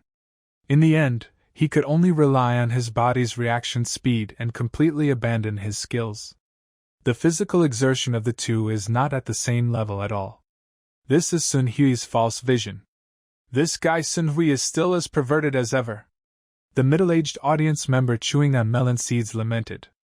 Isn't it just that the attack frequency is fast and slow? Switching left and right attacks? Is this difficult? A junior high school student said disdainfully. From the outside, Sun Hui's moves seemed very simple. Ha! The middle-aged audience who was eating melon seeds put down all the melon seeds. The first point is to switch the attack frequency, which means that the own rhythm will switch very quickly. It will be very difficult to control the intensity of each attack. Mistakes will occur. It's like disrupting your own rhythm. I can do this, the junior high school student said disdainfully. The middle-aged audience member rolled up his sleeves and said, Here, you use this method. I will add 4 times the gravity ring and you will double it. Don't say I bully you. Just come. The junior high school student was not afraid of provocation at all. Not long after, the beaten-up junior high school student and the high-spirited middle-aged uncle stood in the audience again, while Sun Hui was already conducting his second training session. Uncle, you are bullying me. When my attacks slowed down, you kept slashing at me, and you cut me with all your might. I was stunned. Switching the rhythm is looking for opportunities to kill with one blow. You are only trying to switch the rhythm. Then as long as I exceed your imagination, your mind will go blank. When I am defending, as long as your attack is weak, you will counterattack crazily. Your mind is confused, and you can no longer hold on even if you were able to hold on before. This is where Sun Hui is so good. He is not confused at all. He can switch his thoughts faster than his opponent. When you make the next move, he has already predicted it, and it has become a physical instinct. Okay, then I admit that Sun Hui has something, but not much, the junior high school student said harshly. The middle-aged man didn't care, he was happy anyway. Sun Hui's record was 6 wins from 7 games in the morning and 5 wins from 9 games in the afternoon. Li Mi's record was 6 wins out of 7 in the morning and 6 wins out of 7 in the afternoon. Night. The two left the martial arts gym and walked on the street home.